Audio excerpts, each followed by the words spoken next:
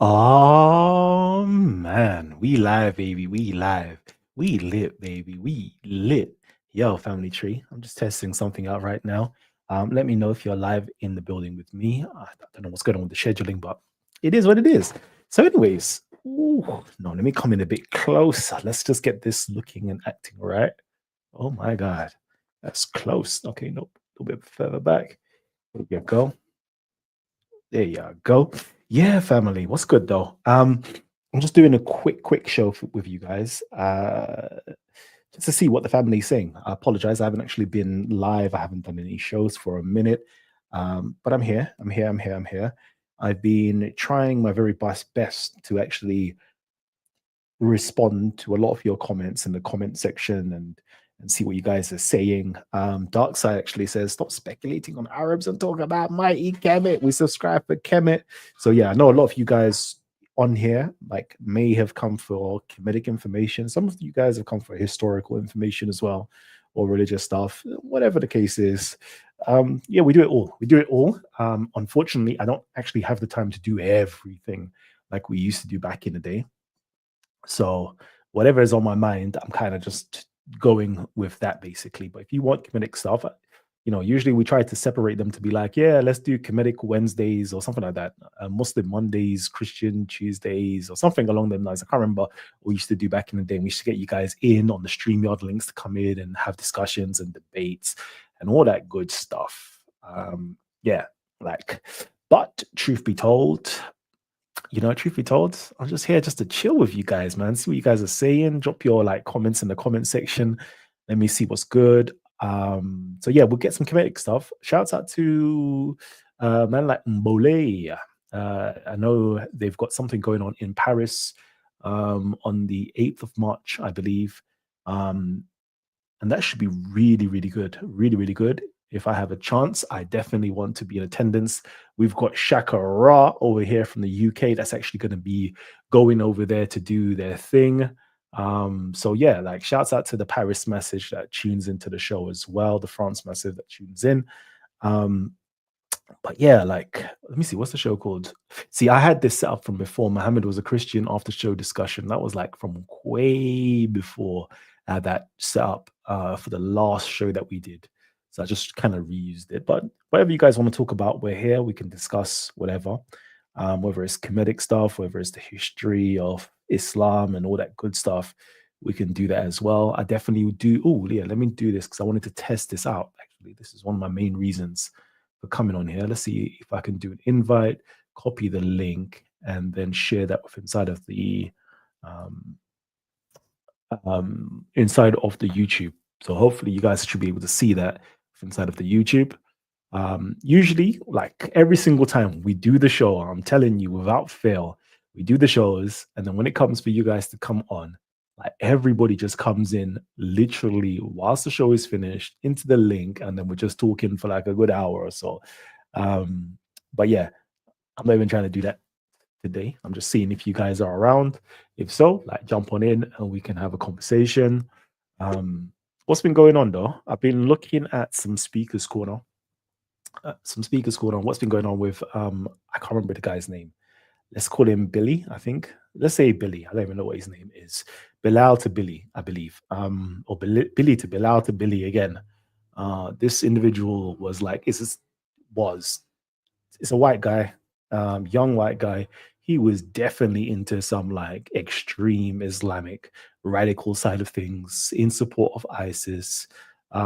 There with certain individuals that you may know in the park, such as Suleiman.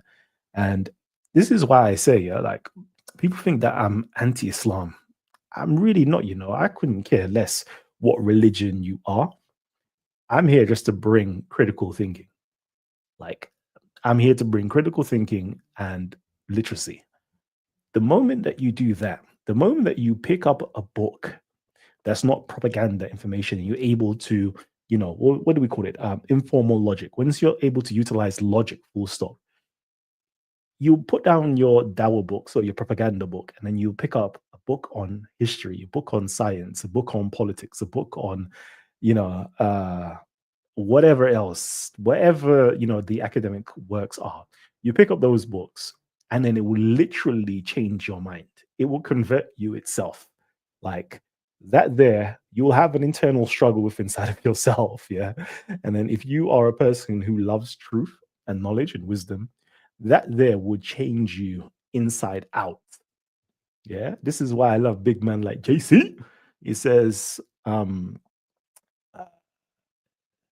something about the truth will set you free. Literally, the truth will set you free. Listening to Bobby Billy talk, I'm like, yeah, I can tell that you started reading, you started questioning, you may have watched a few things as well, and you're like, yeah, that sin, that standard Islamic narrative doesn't make any sense. Yeah, so kudos to you for that. Yeah, kudos to you for that. Again, I couldn't care less what religion you are, yeah, but if it takes you away from extremism, that is beautiful. I don't personally think that no matter how much, I don't know, atheistic teachings you may receive or how much Christian teachings you may receive, like that doesn't stop you from being fundamentally flawed with your ideology. So, for example, let's just say you converted somebody like Billy, who's an extreme radical. He may just bring that into Christianity and is like, no, Jesus said you must bring a sword. Um, I've not come to, bring peace, but war type vibe. And you might come on that militant vibe with inside of Christianity. But the moment that you actually teach a person how to read, you teach a person how to think logically, how to reason, how to rationalize. Like, how do you feel? Does this feel moral? Like, get in touch with your inner being. Like, does this feel right? Like, that will do much more than anything else. Like, you need to deconstruct before you can construct, in my humble opinion.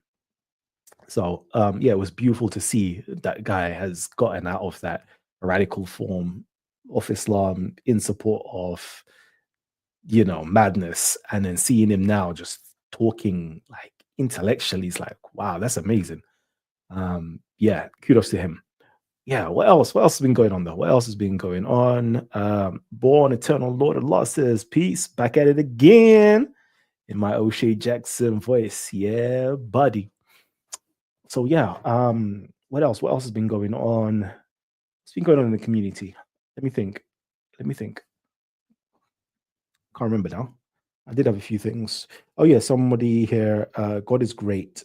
J2I asked me, brother, can you advise me on some books to read according to your claim? I would like to check for myself as well. If you could give me a list of books to buy, I would appreciate it. Thank you all. Thank you for all your information and effort in regards to this for our subject. I gave him a response anyway, but just to say this, in terms of everything that I talk about, there isn't one book, technically speaking, that I can give you guys that has this information. It's like you're going to have to go through loads of textbooks, books, journals, and articles, even listen to some lectures as well, till you can actually get to where I've gotten to, because I don't think anybody puts forth this narrative in a concise manner. But I did point this individual towards Muhammad and the Empires of Faith, the Making of the Prophet of Islam. And this was a book by Sean W. Anthony. Um, yeah, and I thought that's like the best place to start. So you can just rewind and hear that again. It's Muhammad and the Empire of Faith, the Making of the Prophet of Islam. And like there, it literally says it, the making of the Prophet of Islam. And you're going to understand how the empires of faith constructed or made the, the Muhammad or the Prophet of Islam. Like, right, it's very interesting stuff to actually read. It goes into, the early sources. What are the early sources speaking about, Islam or Muhammad, etc. And from the Islamic point of view, once you do that, then you go into what's the early sources, first century sources talking about it as well. And you go into that. And it's very, very interesting to see how, certain tropes and things can just spread wide and far. So, like, amazing read. Go there, read that. I have a question. Was the Umayyad Christian, or it's deeper than that? That's a very, very good question. That's a very good question. I need to just go back into it because it's split into quite a few different distinct bits. If you go into, I bought this book up before, Quranic Jesus by Carlos A. Segovia. Yeah, this book. So yeah, this is another good book to go and read. Carlos A. Segovia, The Quranic Jesus, a New Interpretation. And in there, he basically goes through the different layers that there are. So, for example, let's say there is the Proto Quran, then there is, let's say, the Quran from the Uthmanic Quran, that period of time. Then there is the Quran, or there is another layer which is, from Muawiyah onwards. Then there is another layer from Abdul Malik onwards as well. But I don't know if he makes mention of this, but this is another interesting layer that should be in there, which is Al-Zubair. Al-Zubair. Yeah, Abdullah ibn al-Zubair. Let me just quickly see. So were they Christians? I would say this, that the earliest historical documentations, artifacts that's remaining would lean towards them being Christians. And why have scholars kind of come to that opinion or thought is because the material culture left behind. So, for example, you have the coins, you have the coins with the crosses on them. You have the structures, buildings that were being made, churches, etc. Like, it seems as though when the people who were engaging with these Ishmaelites, Hagarians, they just saw them as Christians. They saw them as Christians. It appears as though they saw them as Christians, should I say. Okay. Jamal Flight has entered. So that's what it seems, though, as it is. So, but it seems as though from Abdul Malik onwards, there seems to be a change. There seems to be a change. Were they Christians? Were they not Christians? It's a difficult one, It's a very difficult one to actually say because there was a lot of Jews. There was a lot of Christians. There was a lot of intermingling and mixing. Can we strictly say that they were Christians? The evidence leans towards them being Christians, but I can't strictly say categorically, yes, they were Christians. Let me quickly see if I can actually find the point that I actually wanted to get to you for. Okay, the redactional layers and the historical periods, page 68. Hopefully this is it.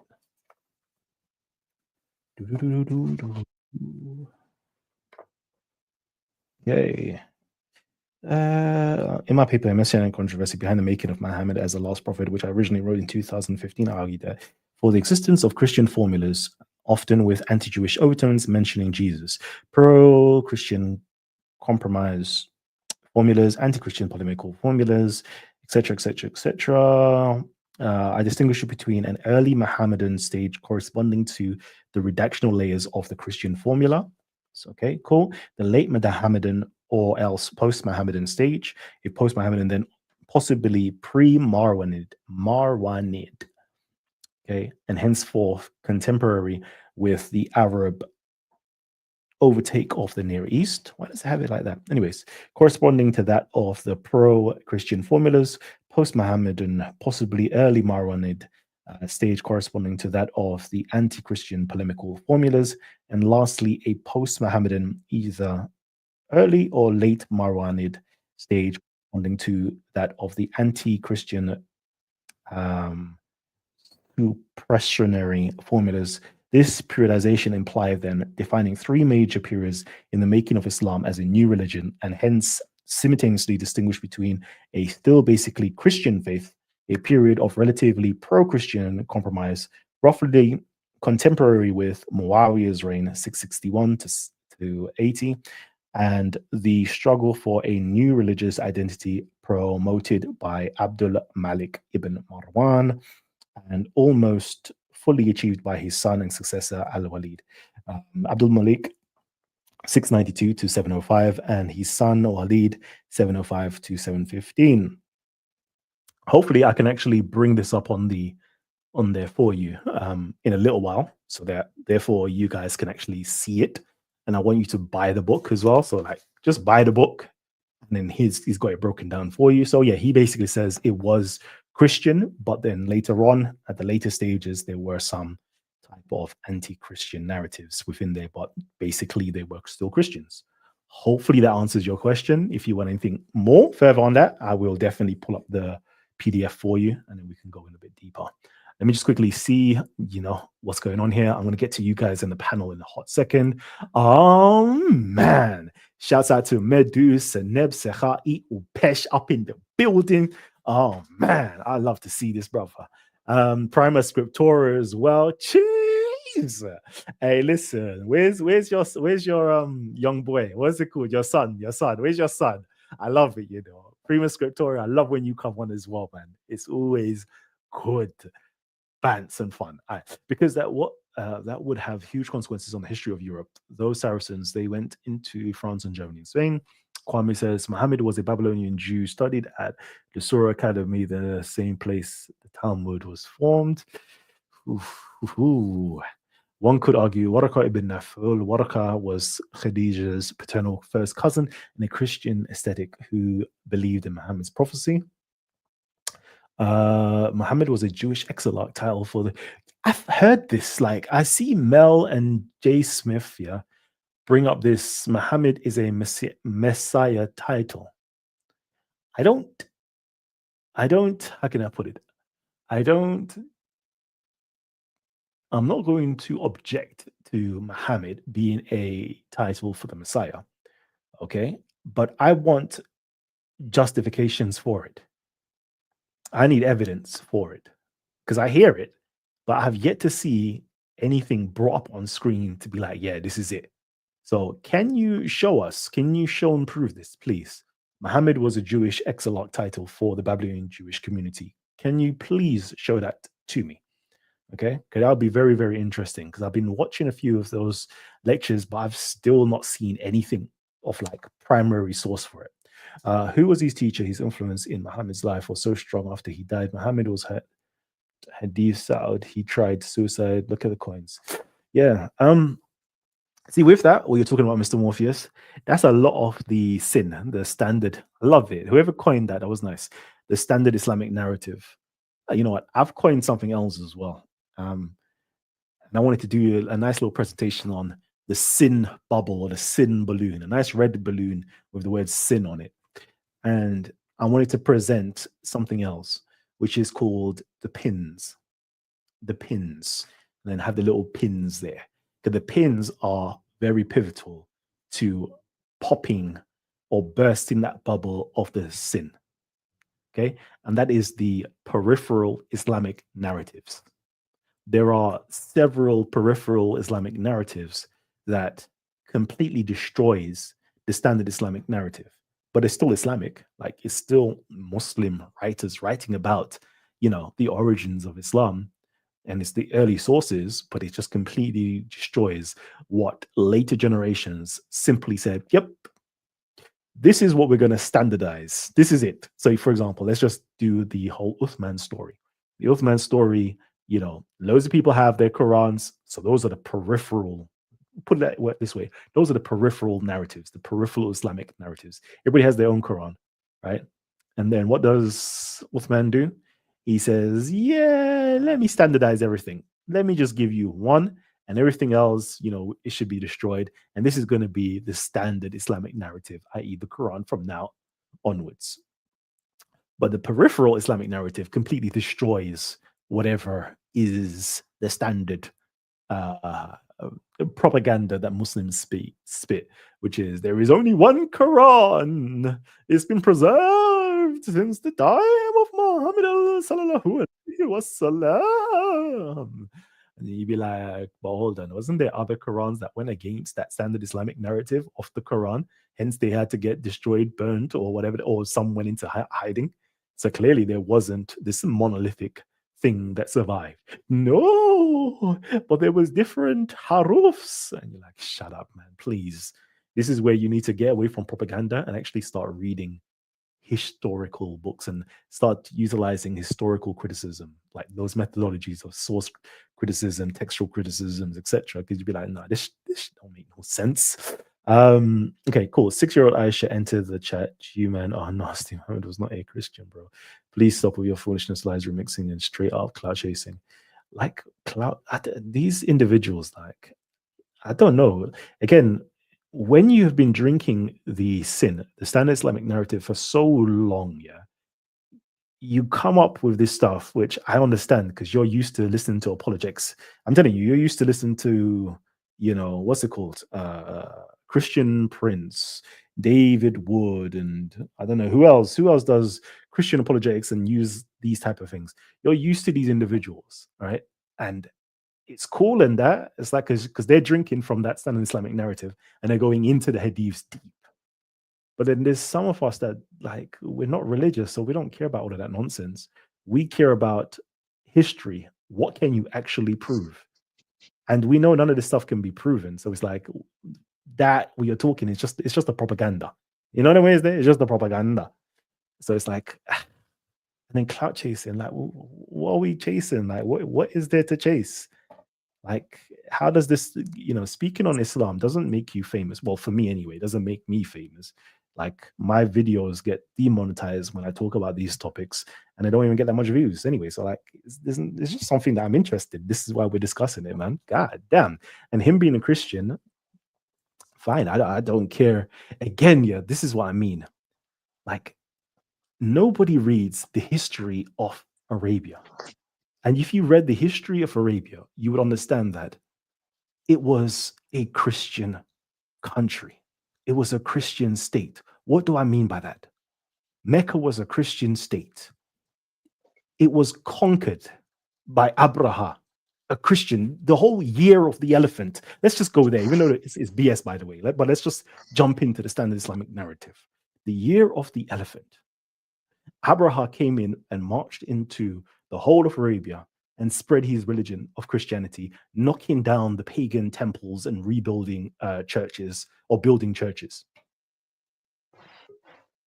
Therefore, it was a Christian state. Like, I don't even know if you even comprehend that, first and foremost. It's like, then this guy out of nowhere, this standard Islamic narrative of Muhammad comes in and now starts speaking stuff that can only be found in the Bible and apocryphal works and Jewish works. And you don't think that this person was influenced by Christianity? And in order to read a Bible, you had to be a bloody Christian.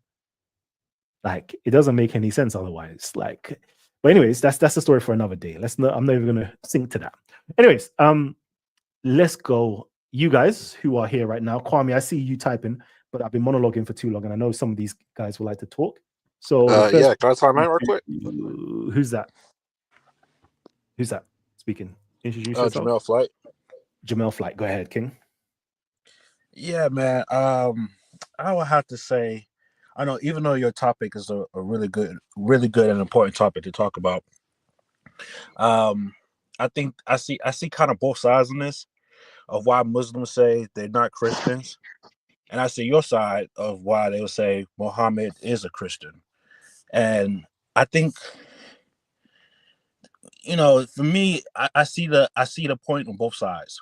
What I see on your side is that, Muhammad take a lot of his ideas from Christianity. Even though he don't claim Christianity, he take a lot of his ideas, angels, history, stories, and all these things from Christianity, but they not Christians. What I see with their point is that even though they say we're not Christians and Muhammad was never a Christian, they do their own thing. And I see their point because Muhammad kind of did his own thing. Like even when they say about Jesus, they call him Isa, and or instead of Moses, they call him something else. Um, so even though it seems similar, they both different. So I think the big miscommunication, or what do you say? I think what clarified the things is that maybe they're both different, but in my personal opinion, this is my opinion and my perspective, is that Muhammad took a lot of his ideas from Christianity and then claim it as his own thing. As it's kind of like, oh, I see Christianity, so I see a lot of stuff they're doing. I'm gonna take that and I'm gonna make it to Arabic. So it's an independent. It's independently Arabic culture, Cool. and Let me let which me is cut. let me let me just cut you there and What's quickly say this. Let me cut you there and just quickly say this here. So, sure. for clarity, for everybody out there, okay, I want to make this clear. You see the Islamic Prophet Muhammad, Uh-huh.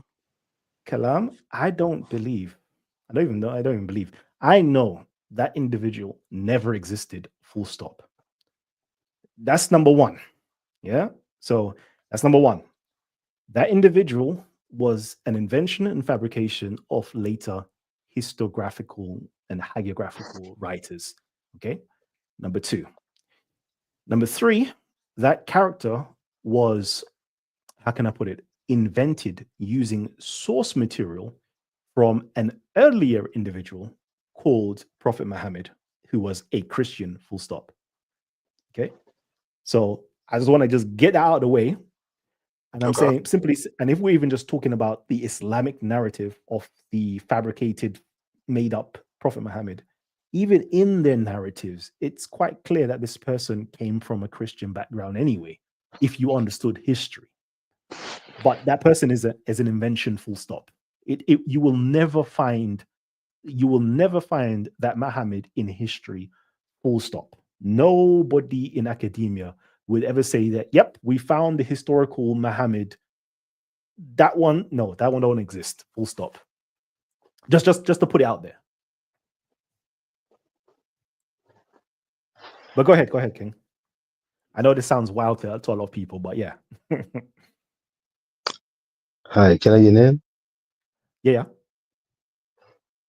Hi. So English isn't my first language, so I'm Hello. French. Hello. So yeah, but I'm a bit like you in the sense that I'm more interested about the true history and knowing what really happened. And first, I want to say thank you because you're the person to open my mind about the true history of Islam and the fact that it's way more complicated than the standard narrative of Islam that you're talking about. And I'm the one that asked you earlier the question about if the Umayyad Empire was Christian or not. Because to me, this is a key point in history to understand what happened in the last 1,000 years. Mm-hmm. Because what followed the Umayyad Empire is the Abbasid, and we know this is from that around that time period that uh, the uh, the negrophobic narrative start appearing in Islam. When you start having you would say this proto racism appearing in the Islamic world between the Persian and the Arabs. So my question is, do you think or do you see any evidence of the Muslim that conquered the western part of Africa, like Morocco, Algeria, and then southern France, Spain? Those were still more in a classical, a proto-Islamic Christian culture compared to the later Abbasid and Turkish Islamic empire that were more in the standard Islamic narrative. And do you think those people had more of an impact on history than we think? Because I've been studying the history of Europe myself, and I find a lot of black people, a lot, until very late. And when you look at the artifact, a lot of them have Islamic characters. Some are Islamic character, but it's Christian. It's in Christian theme, especially in southern France, in Switzerland, in Italy. There's a lot of it. Even all the way into the middle of France, I've seen some weird architecture and statues depicting black people, and there's absolutely no fucking history behind us. So yeah, that was mine.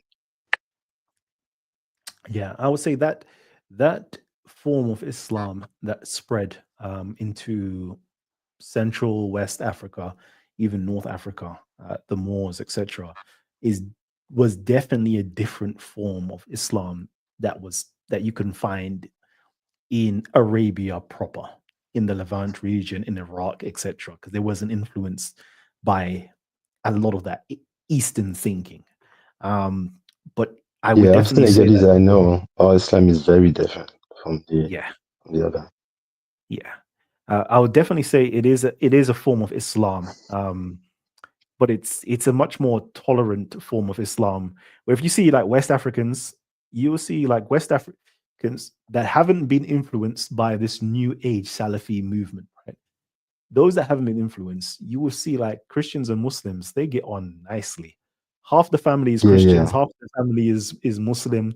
You know, we have yeah. a I can running confirm joke, that. you know, it's like Allahu Akbar, the Christ has risen. This is the sort of talks that, you know, when you go to like family meetings, like for Easter, that's how it is. Everybody's celebrating Eid, everybody's celebrating Christmas, etc. It's only when you come to this country and you get influenced by, you know, the Pakistanis and the more Asiatic people, you're like, like I didn't know Islam was like this.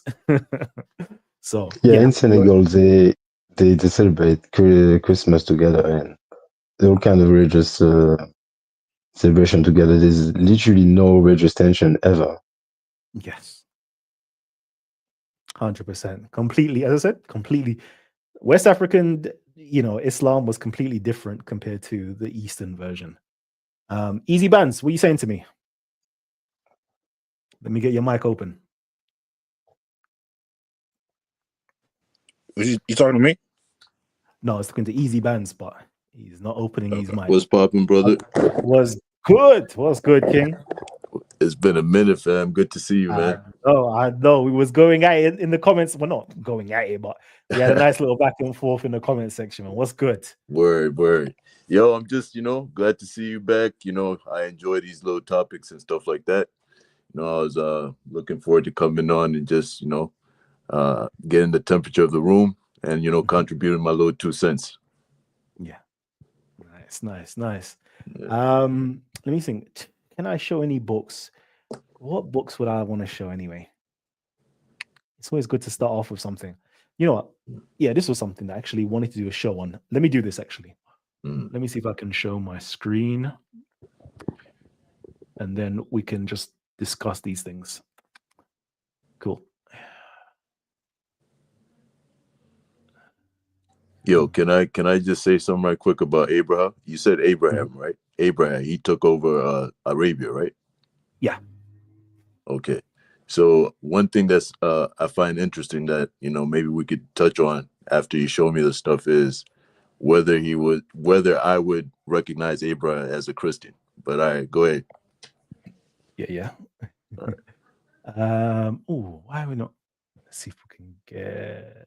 I can't even. I don't even think he's. I think they just took it as a whole different thing. Like they just took the idea from him and they say Abraham and their Christian Abraham and Islamic Abraham is too different. That's what I think. Oh no, he's talking about Abraha. Yeah, the Ethiopian, right? Yeah. See, it's like a little difference. That's why it's kind of like they saying they have their own thing, and even though it's the same person, this is crazy. I mean, technically, the Catholic is different too. It's not the same. So Abraham, basically, from what I'm reading, he took over large parts of Arabia between 525, and he ruled over around 525, and he ruled for like 30 years or something like that. And but so But the thing is, my question is whether he was actually Christian or he had his own sect of Christianity, which wouldn't, qualify as Trinitarian. Ooh, see, that's something that we. That's a good one, right? That's a very good one. Something that we need to get into. Word. Like, I'm hoping that the more I bring this up, Mhm. I don't even want to do the work personally. Okay, I'm like, let me bring this up. Hopefully, my Africans would take up this, and my Christians would take this up. If they Yep. have everybody else, like historians as well, and especially the academic community, I want them to take it up as well. Like, let's shine some more light over to what really took place. So let's talk about Abyssinian Christianity and how it influenced and impacted the whole of Arabia.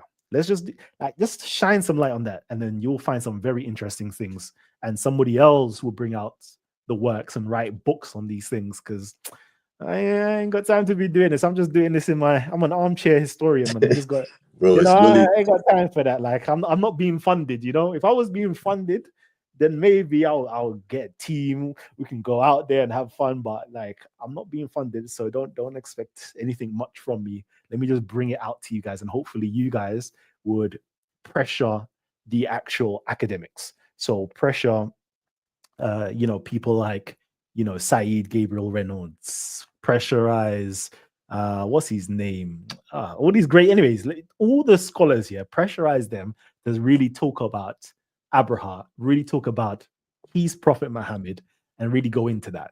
That's what I really want to happen. Because once you pressurize the actual scholars, and they see that there's an interest for it, and they see that they can actually sell books and make money from it, most probably, I'm just thinking the editors and everybody else sees, oh, sugar, the Habashas, the Abyssinians, the Eritreans, the Ethiopians, the Somalis, everybody else, like, they have interest in this time and period. Let's shine some more light on it. That's what I personally want to see happen.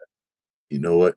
From just looking at a brief description of Abraha and what he did, man, I can see where you're coming from 100%.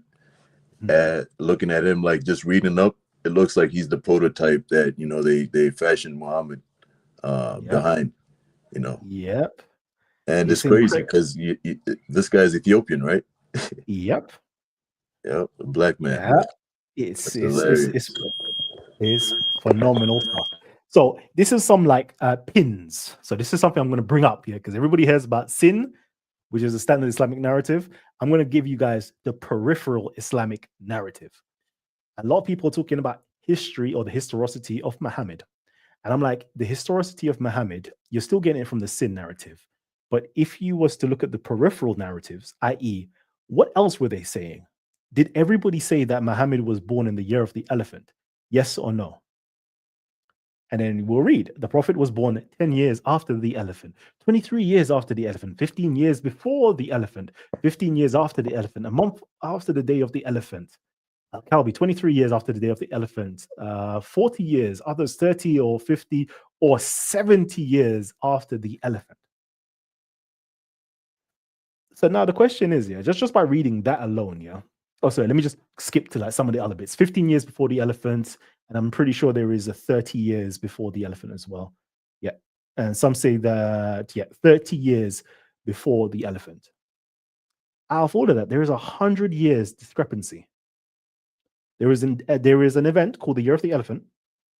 Muhammad was said to be born 30 years before that event, right? And then there is another narrative that says that he was born, 70 years after the elephant. That's a whole century.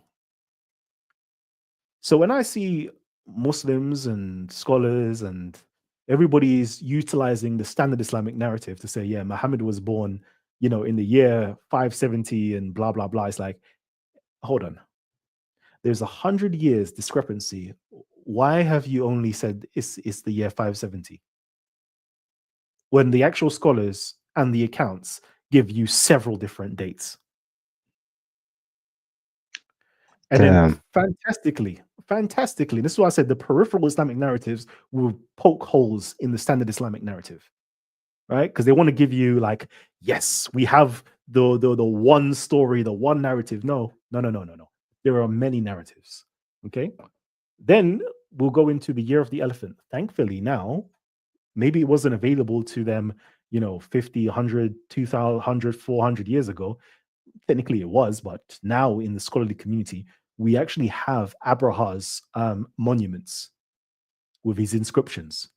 And the scholars have dated it as when he's made his expedition. Actually, it's in different books of history as well, like Persepius and extra books, basically.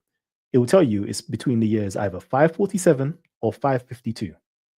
So if the year of the elephant was either 547 or 552, how is Muhammad born in the year 570 when this took place a good 30 years or 20 years before that date?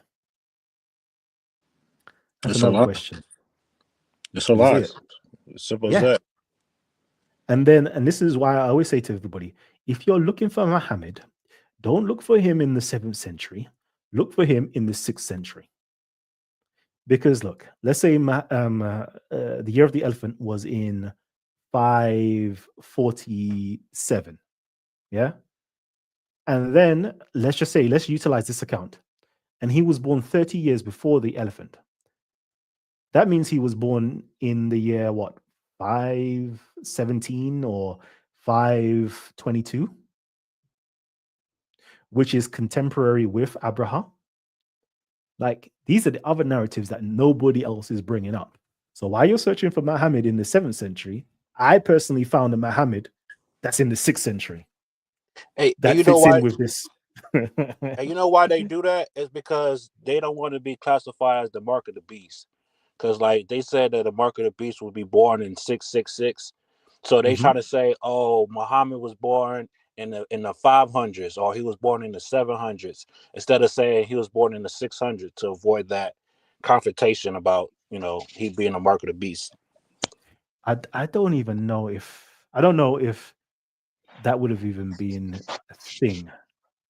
I just But simply thought that. my question is why, like, because there is an empire after Muhammad, and what's the real history on this empire then?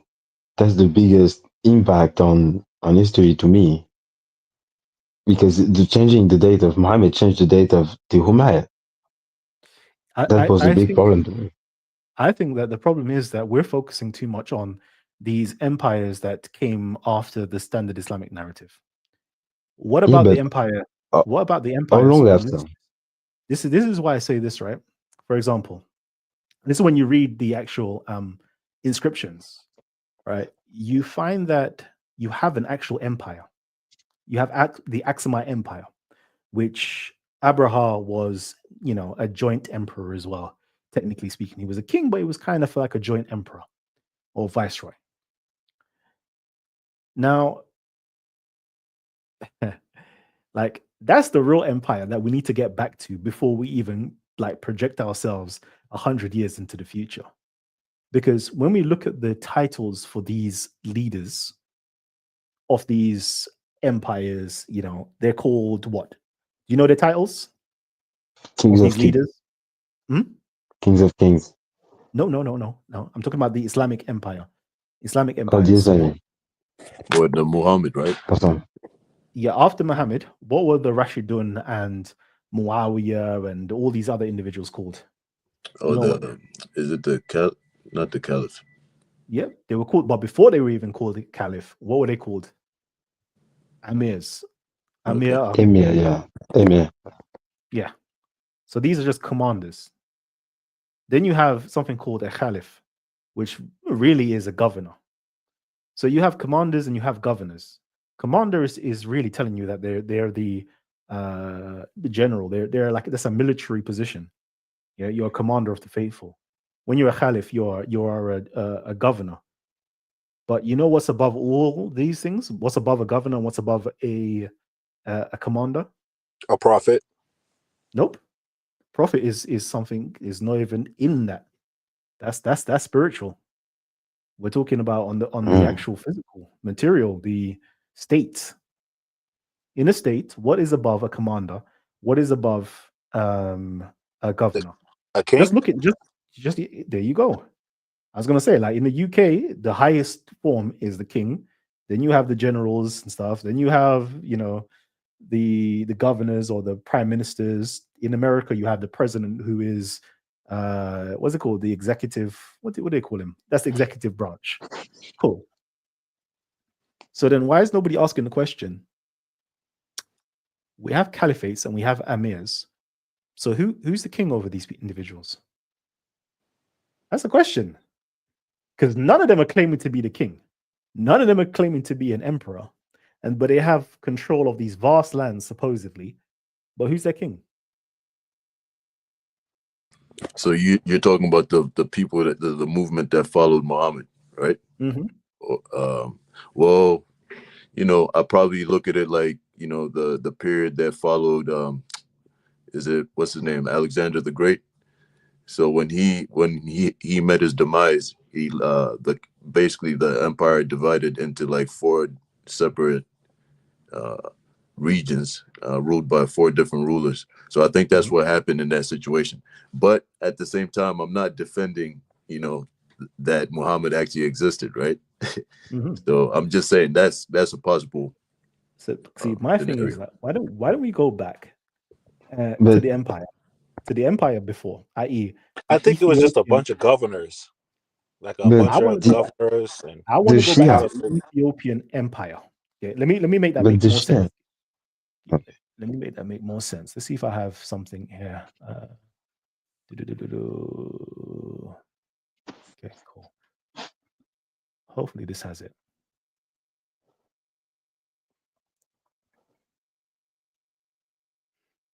I like the maps.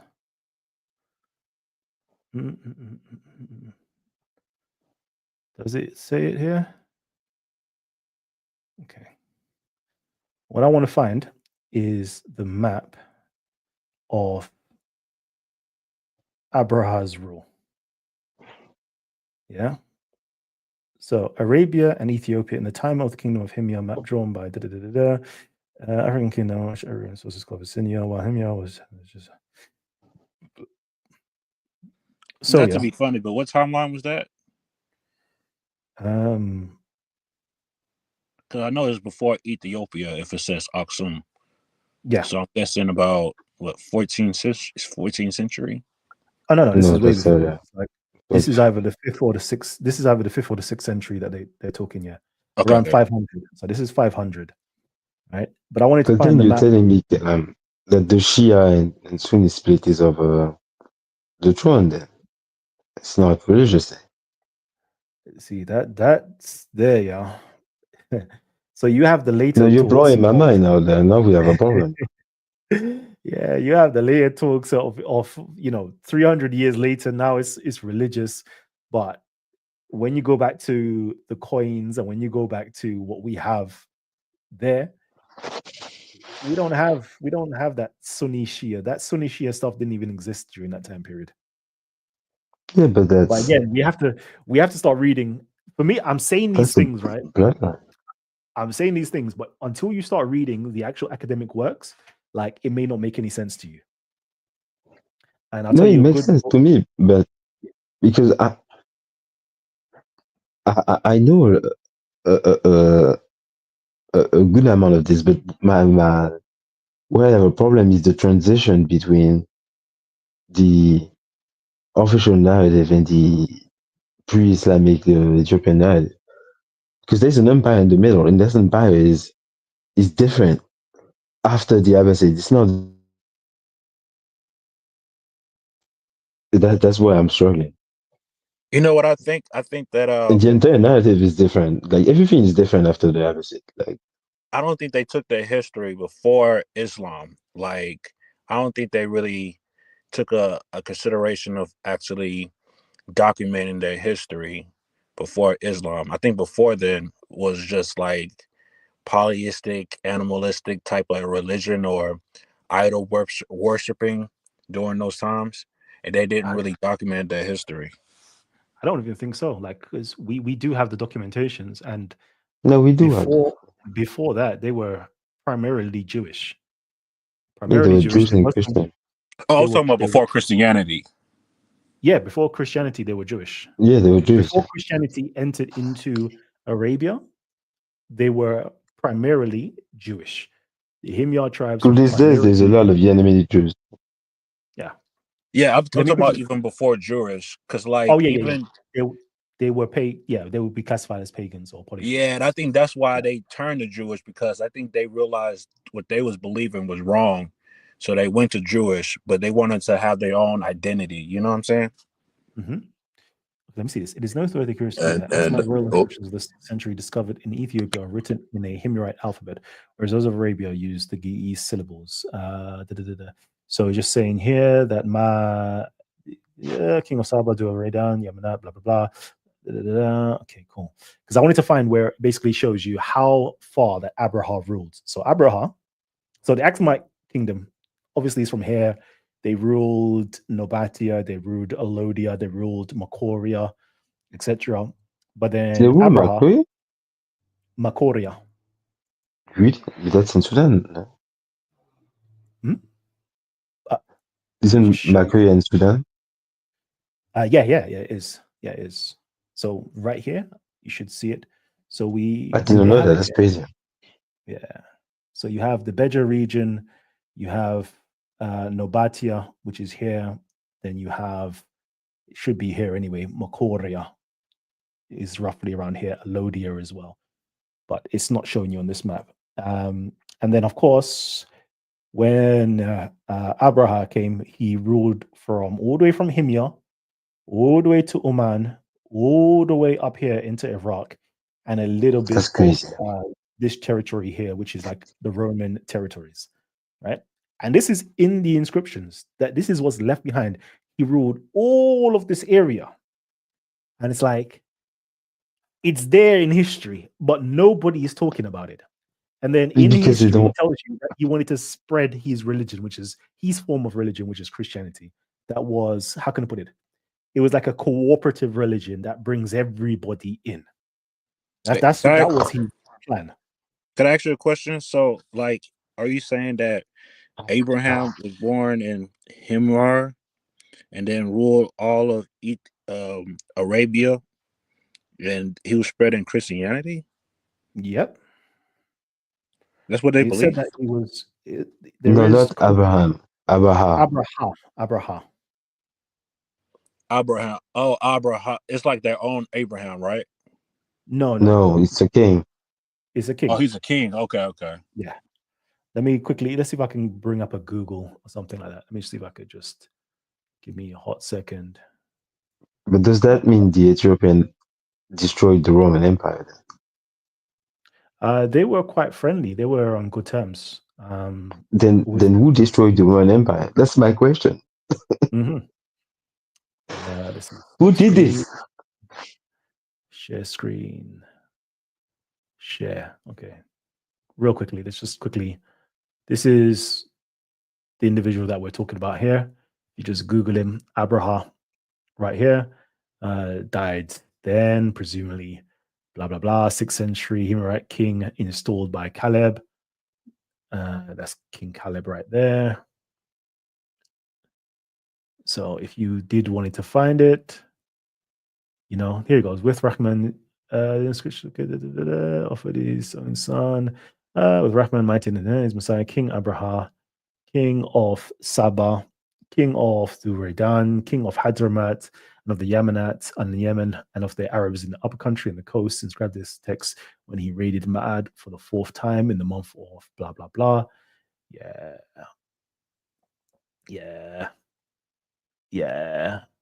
You're gonna have to just read up, man. Read up on these individuals. Like, it's very interesting stuff. Very, very interesting. So he was Very, like very the king that conquered Arabia in a sense. Yep. And he spread Islam. He spread what I would say a proto-Islam. He spread things that Islam have today. So again, Carlos A. Segovia, this book here, he basically shows that terminologies and things that are written inside of the Quran basically aligns with Abraha's Christology, how he's, his teachings, basically. So, but me personally, what I see it like this, right? Abraha brought a new form of religion with his bishop or with his prophet that's called Muhammad in the Islamic text. You know, the things that the stories surrounding Abraha and his prophet was basically taken up by the Arabic historiographers as source materials to construct the Islamic prophet. So let me ask you a question, That man. makes any sense? Is this did But he who did it did by this? force, or did he did it by way of convincing? You know what I'm saying? So Abraha, Yeah. yeah. So he, okay, two ways. Okay, so he did things. He ruled. He was elected, and he was ruled based upon everybody coming together. So he done things that wouldn't upset the Jews. So, i.e., not calling Jesus the Son of God, but calling him the Messiah. So things like that, we could see that he pandered towards the Jews, towards the different Christian sects. There was different Christians in there.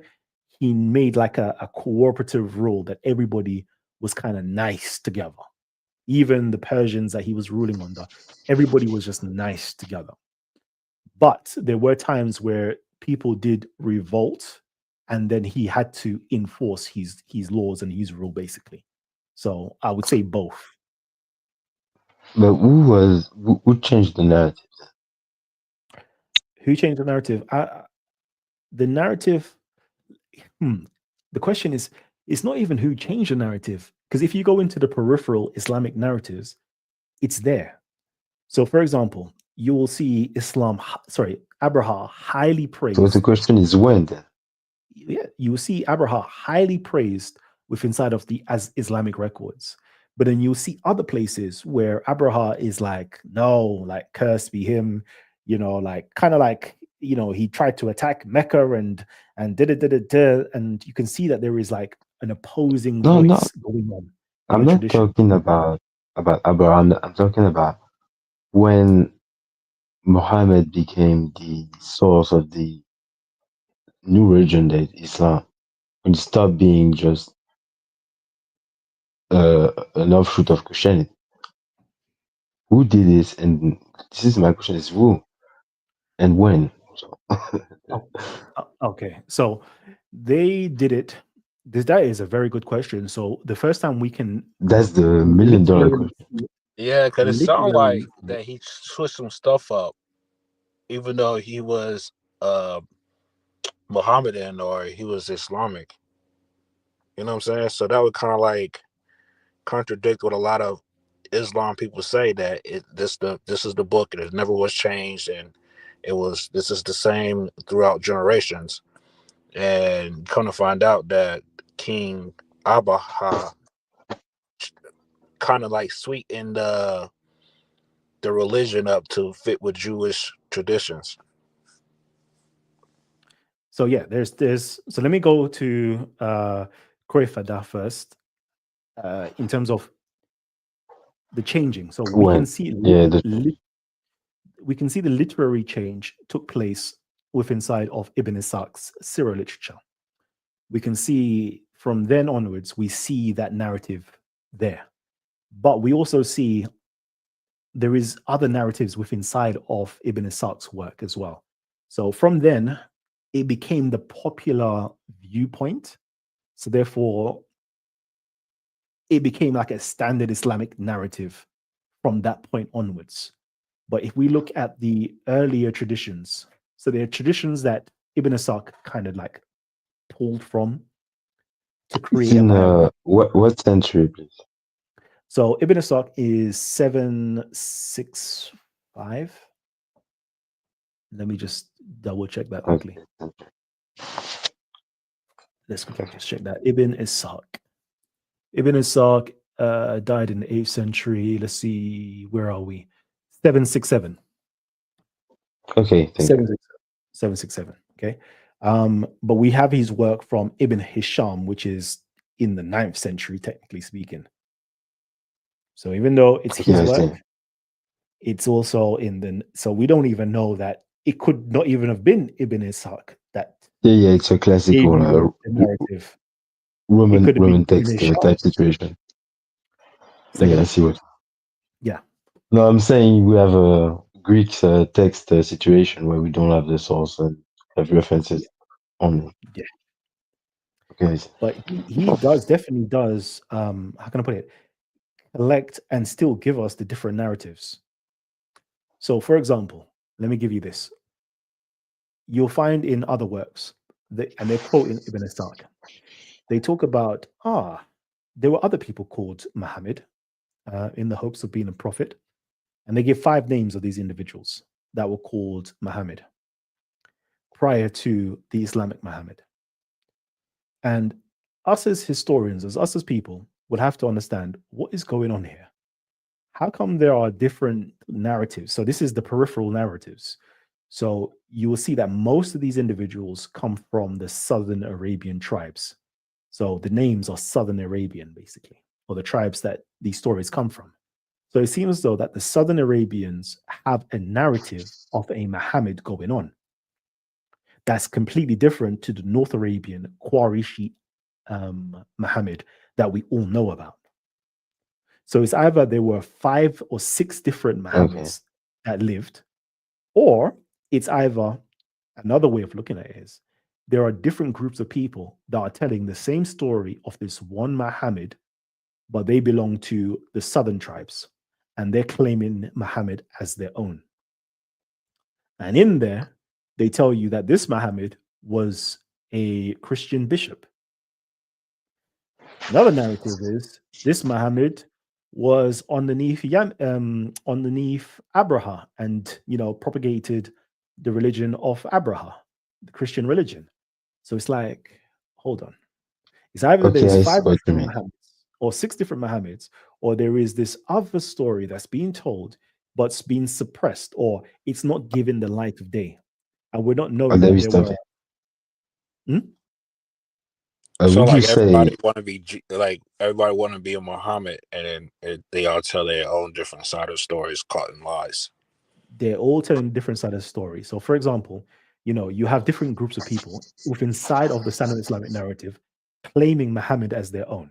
So you have the Kinder tribe saying, yeah, like you belong to us.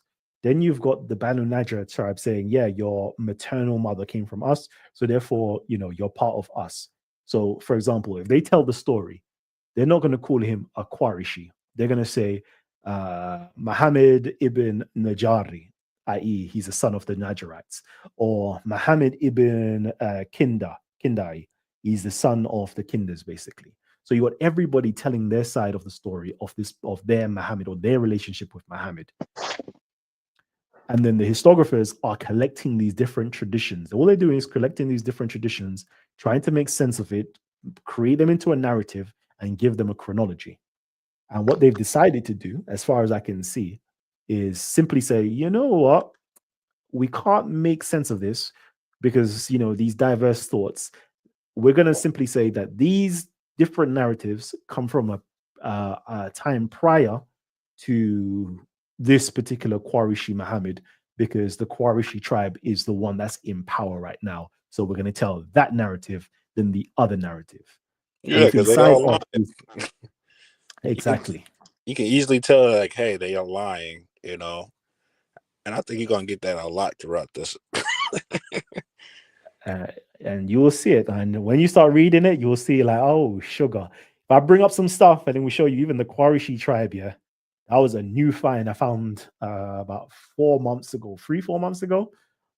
I found that the Qurayshi tribe was something that was invented in, let's just say, if you look at the charts, it would have been created roughly during Abdul Muttalib's time. So let's just say like in the 550s. Yeah, in the 550s, the Qurayshi tribe came into existence, where it never came into existence before. It was never something before. They literally tied themselves into to say, yeah, it's a mad one. To explain this to you, it's, you know what? No, let me do this. Well, it started as a gang. That's what you say. Let me do this. Yeah, let me share my screen. Yeah, I might drop some game for you guys today. This is just an off the cuff show. I could just drop you some stuff that are brand new stuff. Okay, let's go here. Share. Now I need to go into this one. I'm telling you guys need to start reading. What? No, don't tell me it's signed out. Quraysh. There you go. Majid Robinson. Okay. Dar Islam. Yeah, this is when you have to go into the journals now. Okay. The population size of Muhammad's Mecca at the creation of the Quraysh. Please. Yeah. It's there on the screen. I don't want anybody to be calling me a liar in the comment section. Okay. As I say, I'm a very smart man.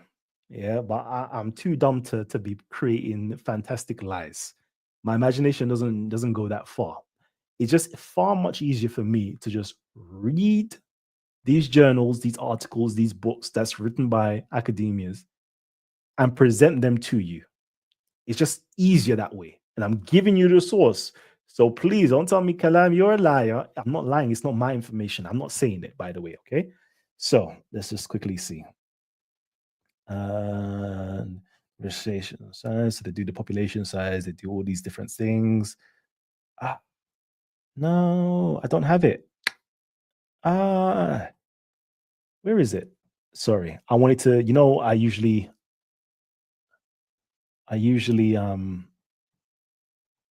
have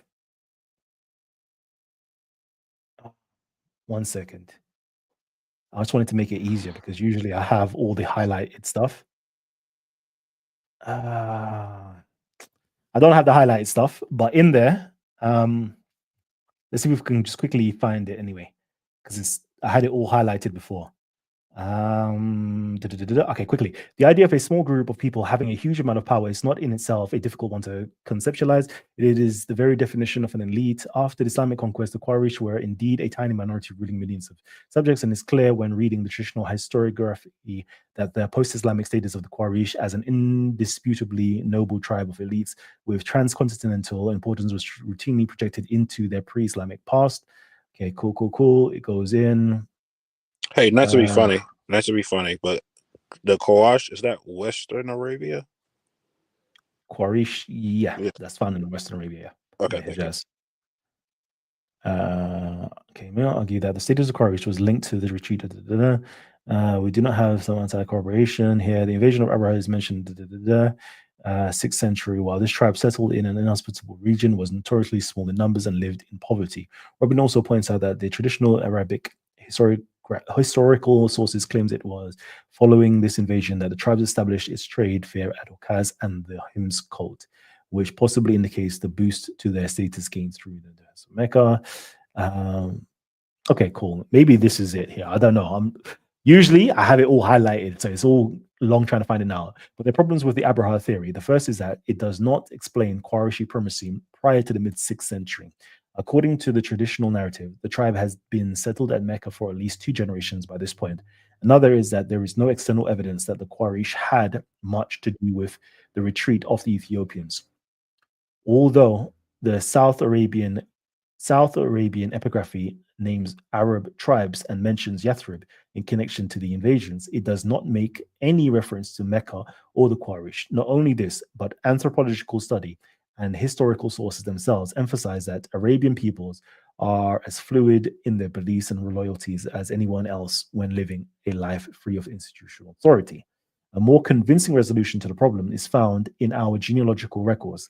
Analysis of the generations that came before Muhammad's father will reveal that much of what we are told about the early Quraysh in the traditional literature is wrong, that the Quraysh were not an ancient tribe of noble standings and had not been at Mecca particularly long prior to Muhammad's birth. Their appearance in the form we now know then coincides with events of the mid-6th century and was probably done through a collective alliance of central Hijazi tribes. Before this point, they would not have been known as the Quraysh, and they would not have been residents of Mecca. Dun, dun, dun. So it goes in like, it's how many pages? 28 pages that you have to read to really like hear it all.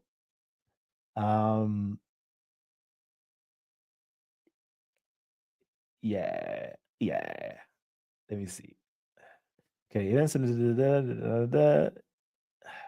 yeah, like I can't go into everything in here. You know what? I But think that's why there's a lot of confusion on where he's from. That's why I think that causes a lot of confusion. So that's why they say, "Oh no, he's from us.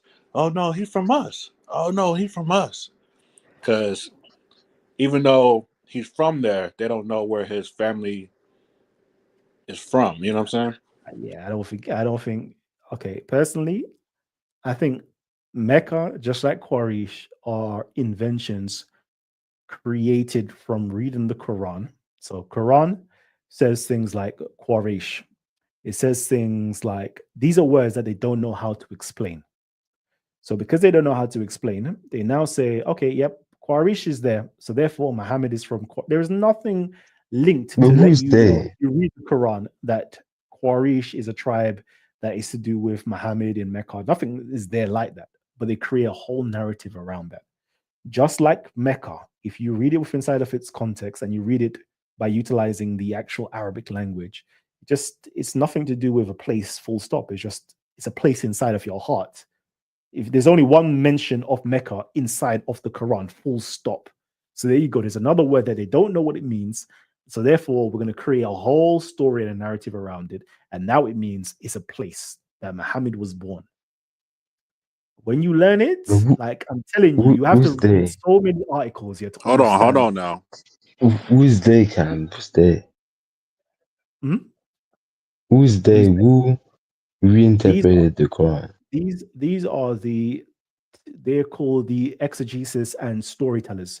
So they're called the kas in the Arabic language. They're called the kas, which are like the storytellers, and they are the exegesis. So they read the Quran and they kind of give you the story or the reason why this verse was revealed or what it means, etc. And they create stories and narratives around it. And this was going on heavily in the 7th, 8th century.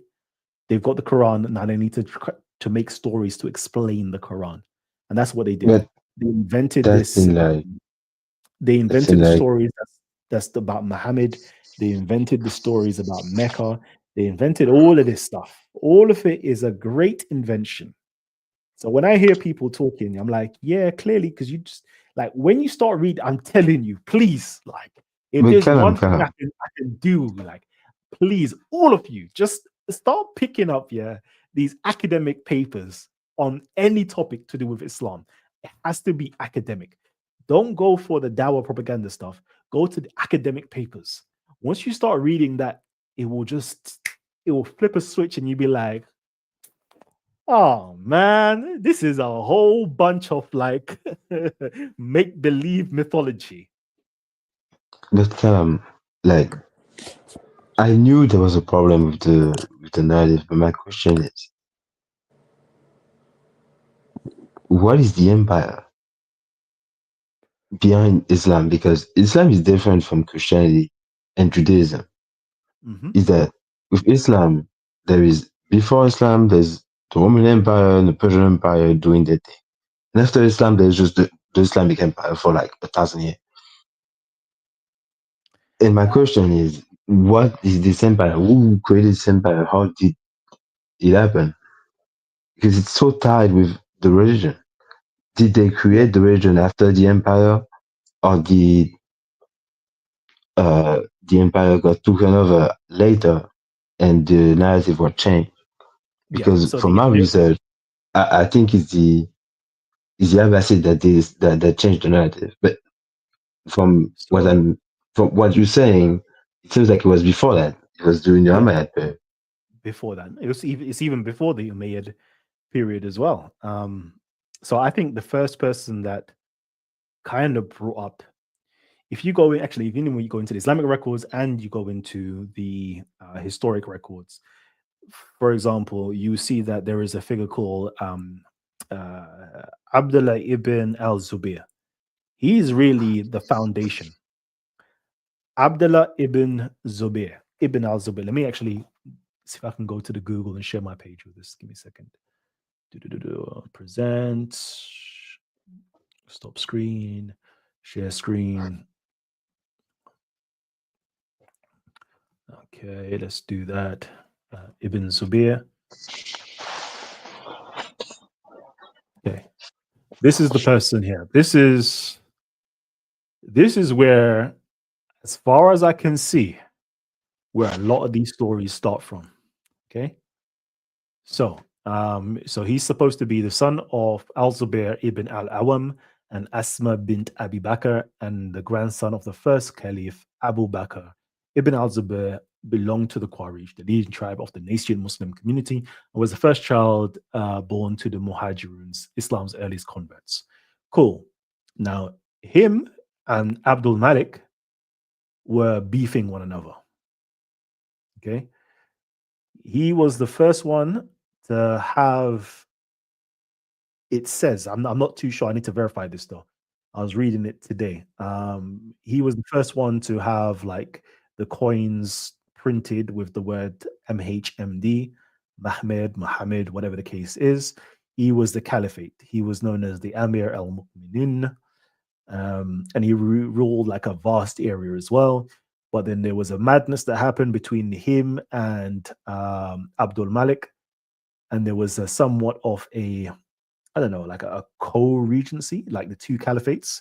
There was two caliphates going on here. It says here, 3 Umayyad caliphs reigned during the 12 years of Ibn al-Zubair's caliphate between 680 and 692. So this is something else, again, that people don't know about, because it's not really in the Islamic records as such, but it's more in the historical records when we can actually find what's actually going inside of the material cultures. So you have the Umayyads, which is from the Umayyads is from 660 with Muawiyah first. Then his son, I can't remember all the sons' name. There was Yazid and so forth, right? But anyways, so they ruled from here 683 onwards. But he was also ruling at 683 to 692, I believe it was. But then Abdul Malik, with his governor, Al-Hajjaj, they went over into supposedly Mecca at the time, like destroyed the Kaaba, killed him, basically crucified him, took his body around, like they did a madness to this individual. But all the stories that you hear about Muhammad, the original stories that you hear about Muhammad, is coming from one of his brothers, which is Urwa ibn al-Zubair. So it seems as though that Urwa ibn al-Zubair, along with Abdullah ibn al-Zubair, was telling this Muhammad narrative, telling this Muhammad narrative that became very popular. And I think they were even in cahoots with Ali's children as well. So they were all in cahoots with one another, telling this Muhammad story. Anyways, later on down the line, after Abdul Malik, let me just finish this. Abdul Malik kills off al-Zubair. He recruits Urwa ibn al-Zubair to make sure that he's not going to rival him, but he just has him in his books. And Urwa ibn al-Zubair was the first one to start feeding Abdul Malik stories to do with Muhammad. And they started the whole creation of the Muhammad narrative as him being this great prophet, political figure, religious figure, the Quran, etc., is really them two in cahoots started that whole thing off. Go ahead. Sorry. I get that. I get that, but you still got to explain the Dome of the Rock. Mm-hmm.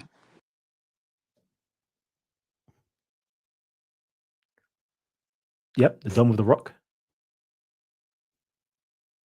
Dome of the Rock, 691, I believe. Yeah. What about it?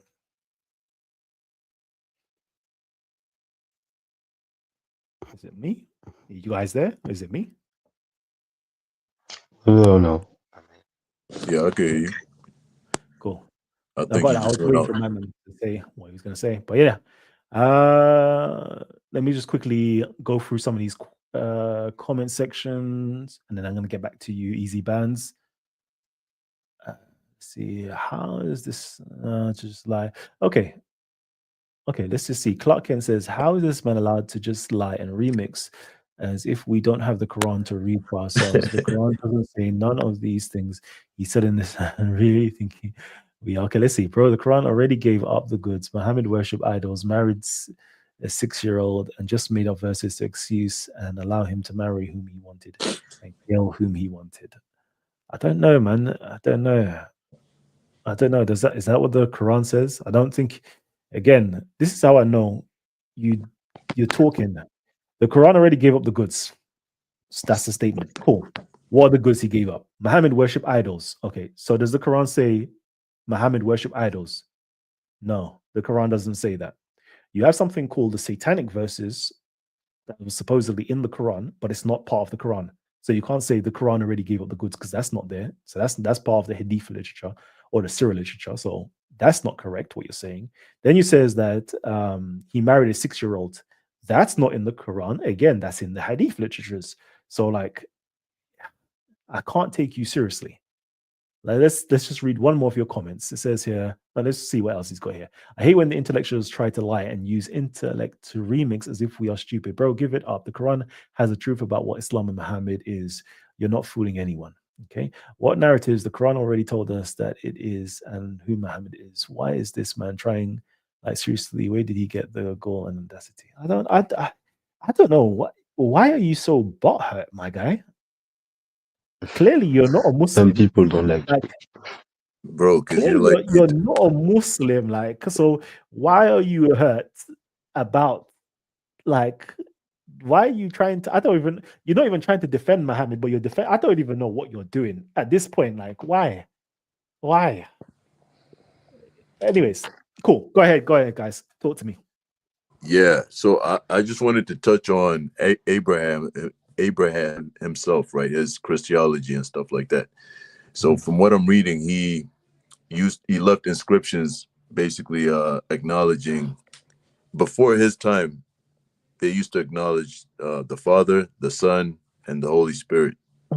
And when he came about and took over, it says that he took over from another Ethiopian. I don't know if he was a general or a leader that had been installed by the Ethiopian king. Yeah, correct me if I'm wrong. Yeah, he was also a king. So the guy, he was made into a king. Basically, another type of king. Yeah. But that the guy he preceded was I have Christian to as go. well. Thank you, Balaka. Salute, King. Love. What's that? No, Crawford. How do you say your name? He says he has to go. Oh, okay. All right. Peace out, brother.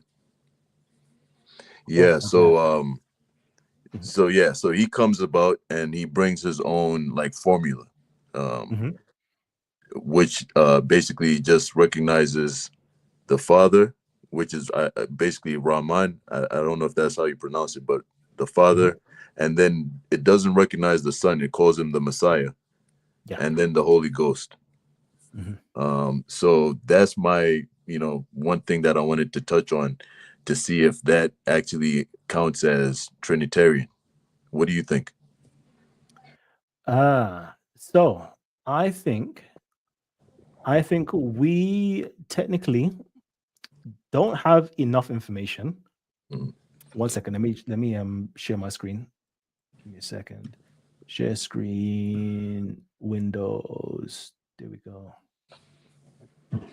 So we're talking about this over here, just so everybody else is in the know. So yeah, he's taken over from Sumyafa Aswa, and we see that basically, where is it? With okay, where's the previous stuff? Yeah, the previous formulas basically is Rahman and his son Christ, the victorious, and then sometimes it will say the Manef Kudus, which is basically the Holy Spirit. Yeah. So from that we see that there is a Trinitarian formula Mhm. in all three. In both of them. So Sumyafa has a Trinitarian formula. Yeah. So does Abraha, but Abraha changes it from being the Son, Rahmanan, and his Son Christ and the Holy Spirit, to Rahmanan and his Messiah, plus the Holy Spirit. So the question is it still Trinitarian? It kind of it shows that there is a Trinitarian formula, but we now have to dig deeper down to find out what did he mean by that. Yeah, it leaves doors open, right? It leaves doors open, 100%. Yeah. And then if we go into other literature, such as the Book of the Hymnia and other books, we'll see that he definitely did have a Trinitarian understanding. Even if you go into the Islamic records, we can definitely see that there was definitely a Trinitarian understanding also. The only difference really being is that he refused to call Jesus the Son, S-O-N. But so if you refuse to call Jesus the Son, because even the formula that he's using right there, it's not biblical, right? Like, I mean, like, you can't find that formula in the Bible or any previous interpretations of the formula itself within the Christian circles, or Trinitarian circles, should I say. So my thing is, I mean, if you look at it, Messiah, if you look at the Bible, the Messiah is the Son of God, because you find that written in the Bible, in the Old Testament, you will find it, right? But other people basically were able to interpret that and say, and use the Messiah not as the Son of God, but just more human-like, right? So saying that Jesus was more of a human than he was divine. And they would use Messiah and use that term to, like, basically to basically, like, separate him from divinity. Okay. So I will say this. Mm-hmm. I'll say this. Based upon there's so much, like, because I don't think there's any one book again that would. If you go into the footnotes, actually, have you got this Quranic Jesus? I'm reading some other stuff. I'm not sure if it's the same source that you're reading right there, but I was just reading, like, a brief description on Abraham and his say Abraha. Say Abraha. Abraha. We don't want to confuse everybody. Yeah. Okay. So, but yeah, if you read around it, and you read other stuff that mentions him, I think that it seems as though that, and this is why I didn't want to give you an explicit answer, because I now have to back it up. But for what I'm read and what I understand, I would definitely say he was a Trinitarian Christian. But he separated the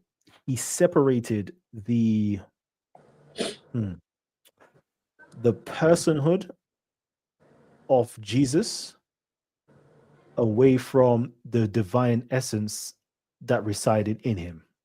So are you saying that he denied Jesus being the Son? No, he doesn't deny Jesus being the Son. He is very careful. Okay, so the problem is we have to understand what took place prior. Okay?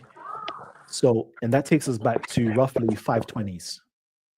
In the 520s, there was a massive Jewish massacre. And I don't mean that the Jews were massacred. I mean the Jews of Southern Arabia were killing off Christians. Okay? Yeah. And there is a whole martyrdom stuff that's going on. It was a big thing. It was a big thing, basically. And this kind of united all the different Christian groups. So you have these different Christian groups that are monophysites, miaphysites, Nestorians. Everybody kind of came together because this was an attack on Christendom, full stop, by the Jews. So, but Abraha the ruling power that he's taken over were Jews, and they still had this problem with Jesus being called the Son of God. And this was one of the things, like, these were the questions, like, do you still profess that Jesus is God? Yes. Do you still profess that Jesus is the Son of God? Yes. Then you must die. Yes. That's what the Jews were doing. So if I'm bringing everybody together in my new empire, and I understand that there are Jews and Christians and different Christian sects and Persians, okay? I want to just smooth things over. And you can kind of see it even when the Quran speaks and says, oh, like the Sabians and these people, like, you know, you will have no fear on the day of judgment or something like that. You can kind of see, like, that sounds pretty much like a Abraha type vibe where everybody can see. I mean, you could clearly see that they used this. That's why I said this earlier, that he's like a prototype that they use, like, you know, they used behind to basically fashion Muhammad, because this right here, even you mentioned a group of people, even the Byzantium Empire, I'm pretty sure he was trying to appease.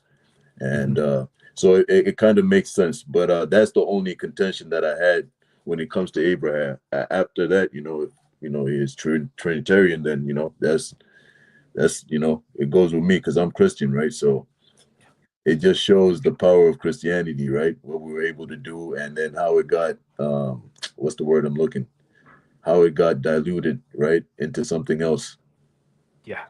So the Christian writers, all the different Christian writers that wrote about Abraha acknowledged him as being a Christian, as being not a heretic Christian, but as being a Christian. And they all tried to shape him after their own Christology, basically.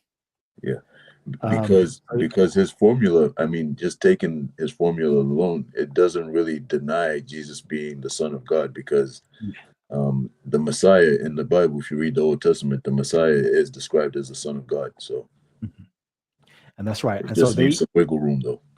The scholars have also made note that there was a low Christology. So what he was trying to do was trying to get Christianity to be accepted amongst the Jews and leave out the parts that they would have rejected. And then in due time, by understanding the scriptures, they would acknowledge that Jesus was the Son of God and was God. But let me give you a low Christology till you get to the point of awareness where you can say Jesus is God. And that's what they tried to portray Muhammad doing at the Kaaba. Yeah. And this is very powerful because, as I say, technically, I don't come here to try to convert anybody. But I know once you start reading these academic papers, there's going to be a conflict in your heart, where you're going to say, nah, I'm going to put aside this nonsense, and come to the truth. Go ahead. Ask some clarification. Yeah, on this Son of God thing, I think the reason why a lot of Islam went against Christianity is by politics, military, and land, but mainly the politics, right? And I think this politics of Abraha really start a war between Christians and Arabians. Now, follow me here, because the Son of God thing was a big issue when it comes to their religion and when it comes to Jews and Christianity. For me personally, I think Arabics was more right Arabic and Jews more right than Christianity, is because or if you read the Septuagint, which is like the oldest Bible in the oldest Bible period, they said it was the Son of Man. You know what I'm saying? And it wasn't the Son of God until King Henry, King James. When it came to King Henry, King James, they put Son of God. No. Let me just stop you right there. That's not true. But go ahead. Okay, so basically, I think Abraha started the big war by trying to, go with the Jews and say, hey, he's not the Son of God. You know what I'm saying? So the Arabic religion or Islamic religion took that, and then when they confronted Christianity about the Son of God, they kind of like went back and forth with that and started a big war. You know what I'm saying? That's why Islam went against Christianity, because of the Son of God.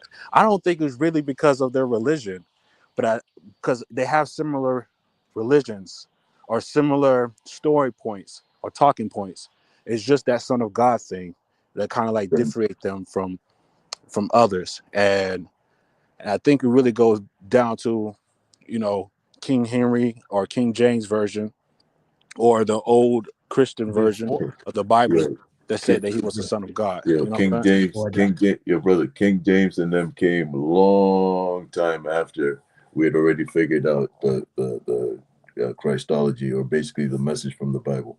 But what you're missing right here is what Callum was just explaining, is that the reason why he might have used that phrase, right, the Messiah rather than the Son, the New Testament. What's that?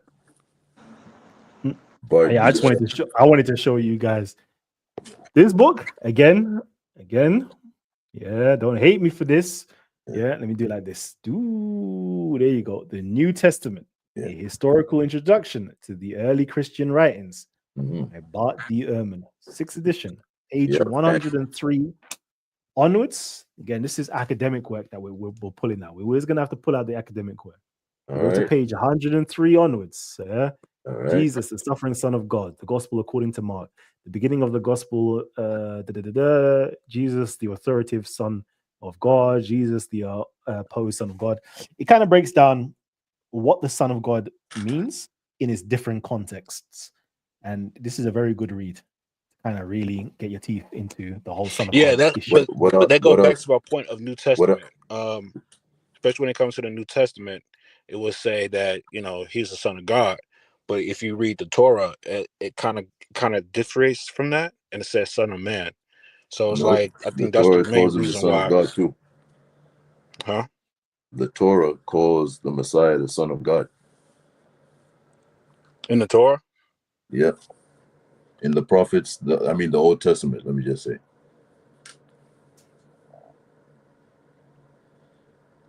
Christians didn't just make this up. Everything that Christians say can be found in the Old Testament. And even when you press Jews, right, you will find that even within Jewish tradition, can you guys hear me? Yeah. Yeah. So even within Jewish tradition, they always had like a Godhead. You feel me? Like it's all over the Old Testament, man. Whenever you see God interacting with human beings, especially, or with creation, you can see a separation there. For instance, we could talk about, I always love to bring this up, when Abraham had left his father's home and had moved. Basically, God came and visited him, it says in the Old Testament, in the Torah, and he looked up and he seen 3 men, right? And that was God in the flesh that had come to visit him. And then you see after that, God left. He left Abraham and said, I'm about to go to Sodom and Gomorrah. He went to Sodom and Gomorrah, and it shows you in the Old Testament God on earth bringing fire or raining down fire on Sodom and Gomorrah from God in heaven. So it right there shows you in the Old Testament there's two persons being referred to as God at the same time. One is on earth and one is in heaven. But go ahead. Yeah. You know what? Yeah. Can I read this? I think this is a good read. Yeah. Page 105. Long. It's going to be long, but I liked it though. I remember first reading this because, see, I don't even blame the Muslims here when they hear Christians talk about Jesus being the Son of God. Because, in a sense, it sounds very blasphemous if you have it within inside of a pagan context, right? If you now say like, Jesus is the Son of God, like Hercules, that's wrong. Does that make sense? Am I easy bands? Does that make sense? Yeah, that makes sense. Yeah, it makes sense. So, but that's not what how the terminology was understood and what it meant. Yeah. But people who don't understand, that's why I think they kept it away, because it just sounds crazy. But anyways, especially with the stories that coincide with Jesus, i.e., virgin birth. So therefore, are you saying that God had sex with Mary? So it sounds wild. So I can understand why.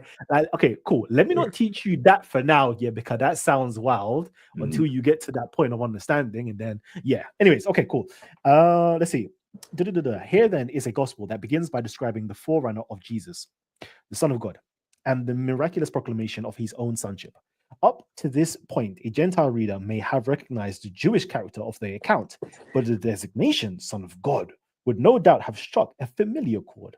When Jesus was proclaimed the Son of God, by God himself, no less, most readers in the Greco-Roman world would probably have taken this to mean that he was like other sons of God, divinely inspired teachers or rulers whose miraculous deeds benefited the human race. But given the Jewishness of the rest of the beginning, perhaps we should inquire what a Jewish reader would make of the title Son of God. See, this is what I love when you read it from a historical lens. Like the people reading this, how did they understood it? Gentiles and Jews. Anyways, continue. This is a Bart Ehrman, right? Yeah, Bart Ehrman. Okay. It says here. Even within Jewish circles, there were thought to be special persons endowed with divine powers to do miracles and to deliver inspired teachings. See chapter 4. Two of them we know by names Hanina ben Dosa and Honi the circle drawer. These men living roughly at the time of Jesus were understood to have a particular intimate relationship with God, and as a result were thought to have been endowed with special powers. Accounts of their fantastic deeds and marvelous teachings are recorded in later Jewish sources.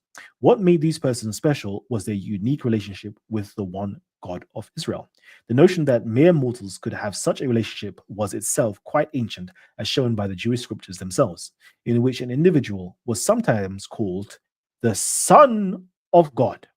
The king of Israel, for example, was thought to mediate between God and humans, and so to stand in a special relationship with God, as a child does to a parent. Even kings with dubious public records were sometimes called the sons of God. 2 Samuel 7, verse 14, and Psalms 2, 7 to 9. Yes, and but other sometimes. sorry, but let me. I just wanted to respond after you're done, please. Yeah. Almost finished. Last 2 paragraphs. And others sometimes receive the title as well, including the entire nation of Israel, through whom God worked his will on earth. Isaiah 11:1. And God's heavenly servants, beings that we might call angels. Job 1:6 and 2:1. In all of these instances, in Jewish circles, the Son of God referred to someone who had a particular intimate relationship with God, who had been chosen by God to perform a task, and who thereby mediated God's will to people on earth. Sometimes these sons of God were associated with the miraculous. What then does Mark mean by beginning his account with the declaration by God himself that Jesus is his son?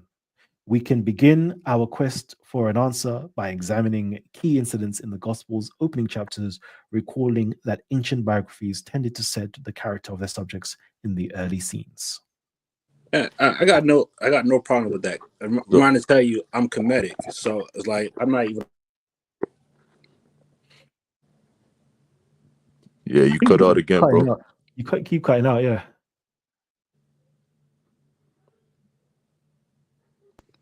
Can you hear me? Yeah.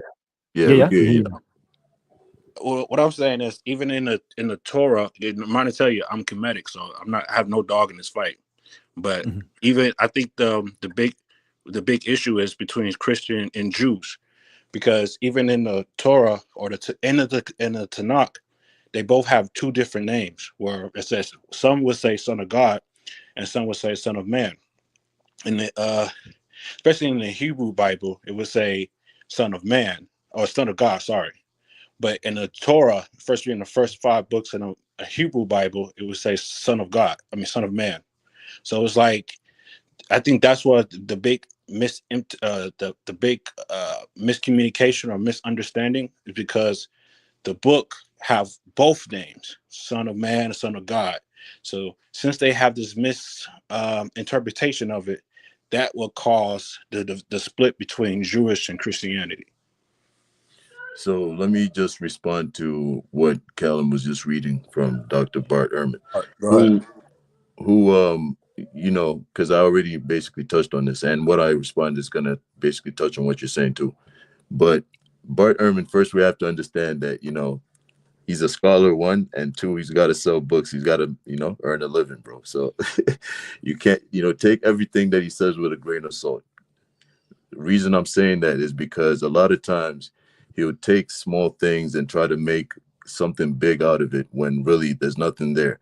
For instance, he's come out and said, oh, the Bible has, you know, all these, what do they call them? Basically mistakes or whatever it is. But when you look at the entirety of everything, these are like minor issues, right? The basic formula of what we believe is untouched, even if you say remove all those little issues that he's talking about. So, okay, let's get back to what he was talking about in this verse. I mean, with what you read. Yes, Christians ourselves believe that we are the children of God, right? So you see that term being used with different people, etc. We understand that. But there's a reason why we recognize the Messiah as the divine Son of God.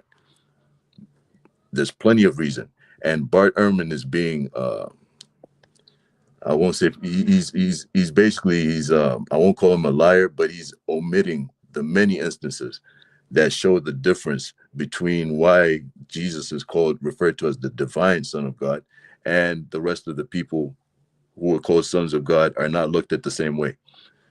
For instance, we have, I think it's in Isaiah or Ezekiel, I'm not sure, I think Isaiah, who describes when they're describing the Messiah, and they say, oh, a child will be born to us and his name will be Mighty God. That right there tells you that we're talking about, you know, the mighty God himself, the divine entity himself. We're not talking about some people with a special link or this or that, you know what I'm saying? So that's why I said, even with Abraha, with his formula of the Trinity, where he used the Messiah rather than the Son, if you read the scriptures, right, you will see that the Messiah is the Son of God, like the divine Son of God is God. You know, so that's my point when it comes to Bart Ehrman. Mm-hmm. So everything that Bart Ehrman said is true. Like, you know, we all use that term, or we're sons of God, we're children of God, etc., this and that, right? But there is a difference between how we use it and how it's used to describe Jesus Christ or the Messiah as the divine He Son is of the God. unique Son Yes. of God. Yeah, and Yes. I think that's the biggest difference between divinity, is that the Jews think that this is a symbolic or a title more than an actual thing. Because when you say son of God, you will say we all sons of God, because which is also in the Bible as well, that we all sons of God. And they take that as like, okay, if you're son of God and I'm son of God, then we all son of God. Then that son of God is symbolic and not just a actual reference, like he is the father of God. So I think that miscommunication goes deeper onto misunderstanding between Christianity and Jewish, which caused a war with the Arabics, with Christianity and Jewish people. You know what I'm saying? On the Son Yeah. of God type, or the Son of God concept. So, Callum, can you pull up the verse that basically talks about what I just brought up, Isaiah 9:6, if you don't mind? I don't know if Isaiah. you're. So Isaiah 9 verse 6. Give me a second. Just to show the brother what I'm talking about. Okay, let me stop sharing first to see if I can get it. Yeah. Isaiah 9:6. And so this is just to give the brother a background. This is a description of the Messiah. So when we see Abraha's formula for the Trinitarian Christology, when he uses the Messiah, that's why I'm not too, although it leaves a little wiggle room, I'm not too offended by it, because the Messiah is God, if you read the Old Testament. But here we go. So it says, for to us a child is born, to us a son is given, and the government will be on his shoulders, and he will be called Wonderful Counselor, Mighty God, Everlasting Father, Prince of Peace. That is a description or prophecy of who the Messiah is going to be. So when we say the Son of God, this is who we're talking about. Okay, can I bring up a scripture as well? Oh, no, but what do you have to say about this right here? He'll be called, this is the Messiah, right? For us, a child is born. To us, a son is given. And the government will be on his shoulders. The government meaning the kingdom. And he will be called Wonderful Counselor. So the government will be on his shoulders, meaning it's his, right? The kingdom is his, the government is his. And he will be called Wonderful Counselor, Mighty God, with a capital G. Yes. I think that term, Mighty El Jabbar, is only used for Yahweh. If you look at and he will be called, not that he is, but he will be called. But bro, hold on, let me give you a verse. Hold on. This is a prophecy. I answer your question. Can you answer this question for me? You didn't answer. No, you didn't answer no question, bro. I asked you, what do you say about this verse right here that I just put up? That he would be called. I'm breaking it down for you, right? It says, for us a child is born, to us a son is given, and the government will be on his shoulders, and he will be called Wonderful Counselor. He will be called Mighty God, Everlasting Father, Prince of Peace. What do you say about that? What's that describing?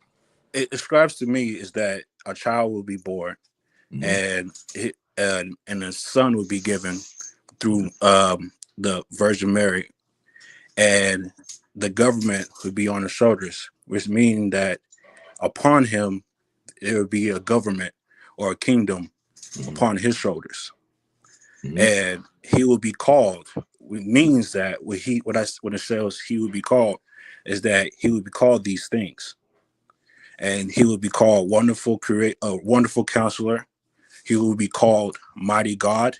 He will be called the Everlasting Father, and he will be called Prince of Peace. Okay, so now, what is that? Who's that describing? Hold on, one second. I don't know why yet, but as soon as you lot have gone into this, everybody's joining in. Yeah. Let me just hold everybody. This is the big division of Christianity and Jewish. So I'm guessing everybody's hot right now. And hey, look, I got no dog in this fight. I'm Kemetic. I believe in it. I believe in Egypt, but I have to show some truth and some proof of why this happening and show the difference between the two. As a Kemetic, hold on. But can I also put a verse? Everybody, hold on 1 second. As a Kemetic, I just want to let everybody know, Kemetic, we have a Kemetic Messiah. Yeah. We have a Kemetic Messiah to come, as prophesied in the Kemetic books, and every Kemetic and a Kemetic Messiah just basically means a king. And for those people who say no, there's not a Kemetic Messiah, well, if you want to bring about true Kemeticism or Kemetic rule or Kemetic, the whole system, there needs to be a pharaoh in place. So there needs to be somebody that will come in and step in as that king. And within that as well, like Kemeticism shares exactly the same thing with Judaism in the sense that the Messiah is given. Our king, Pharaoh, is basically a son of God as well. It has everything that Jesus has go. As well. So I was going to say that. For me, it's like, bro, thank you. Yeah, we have it too. We leave the Christians alone, because the Christians is, you get me, like they're like we're close like that. We're close, isn't it? Anyways, enough of that. But hey, can I bring up a verse though? You can in a little while. Let me just get everybody else who's coming. So we've got. Let me start off with Afro Times first, and then the big man Kwame gets like we leave the best till last. You know that way there, man. Like Kwame, Anyways, Afro Times. What are you saying to me, King? Afro Times, just unmute your mic. Peace. Can y'all hear me? Yeah.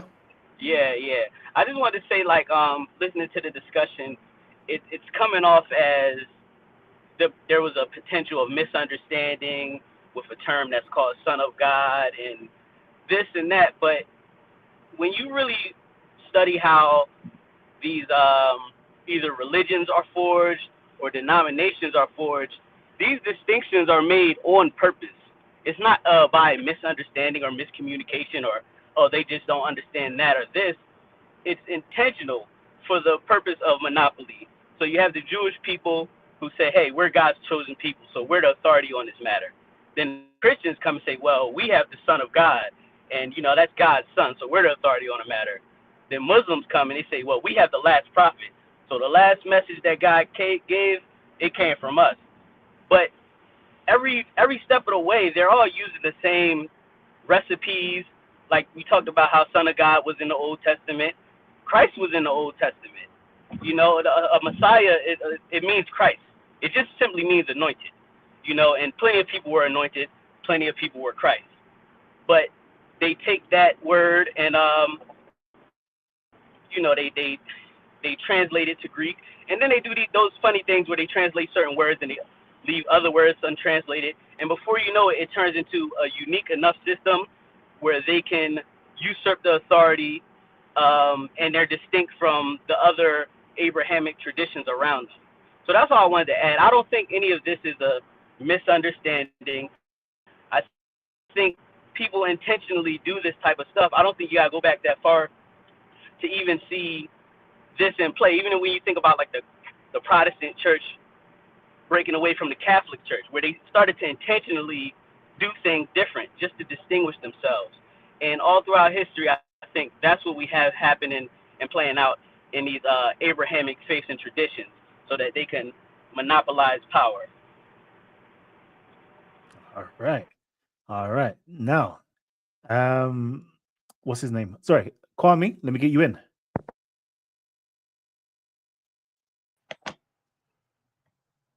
Yo, peace and blessings to the big man Kalam and the whole panel.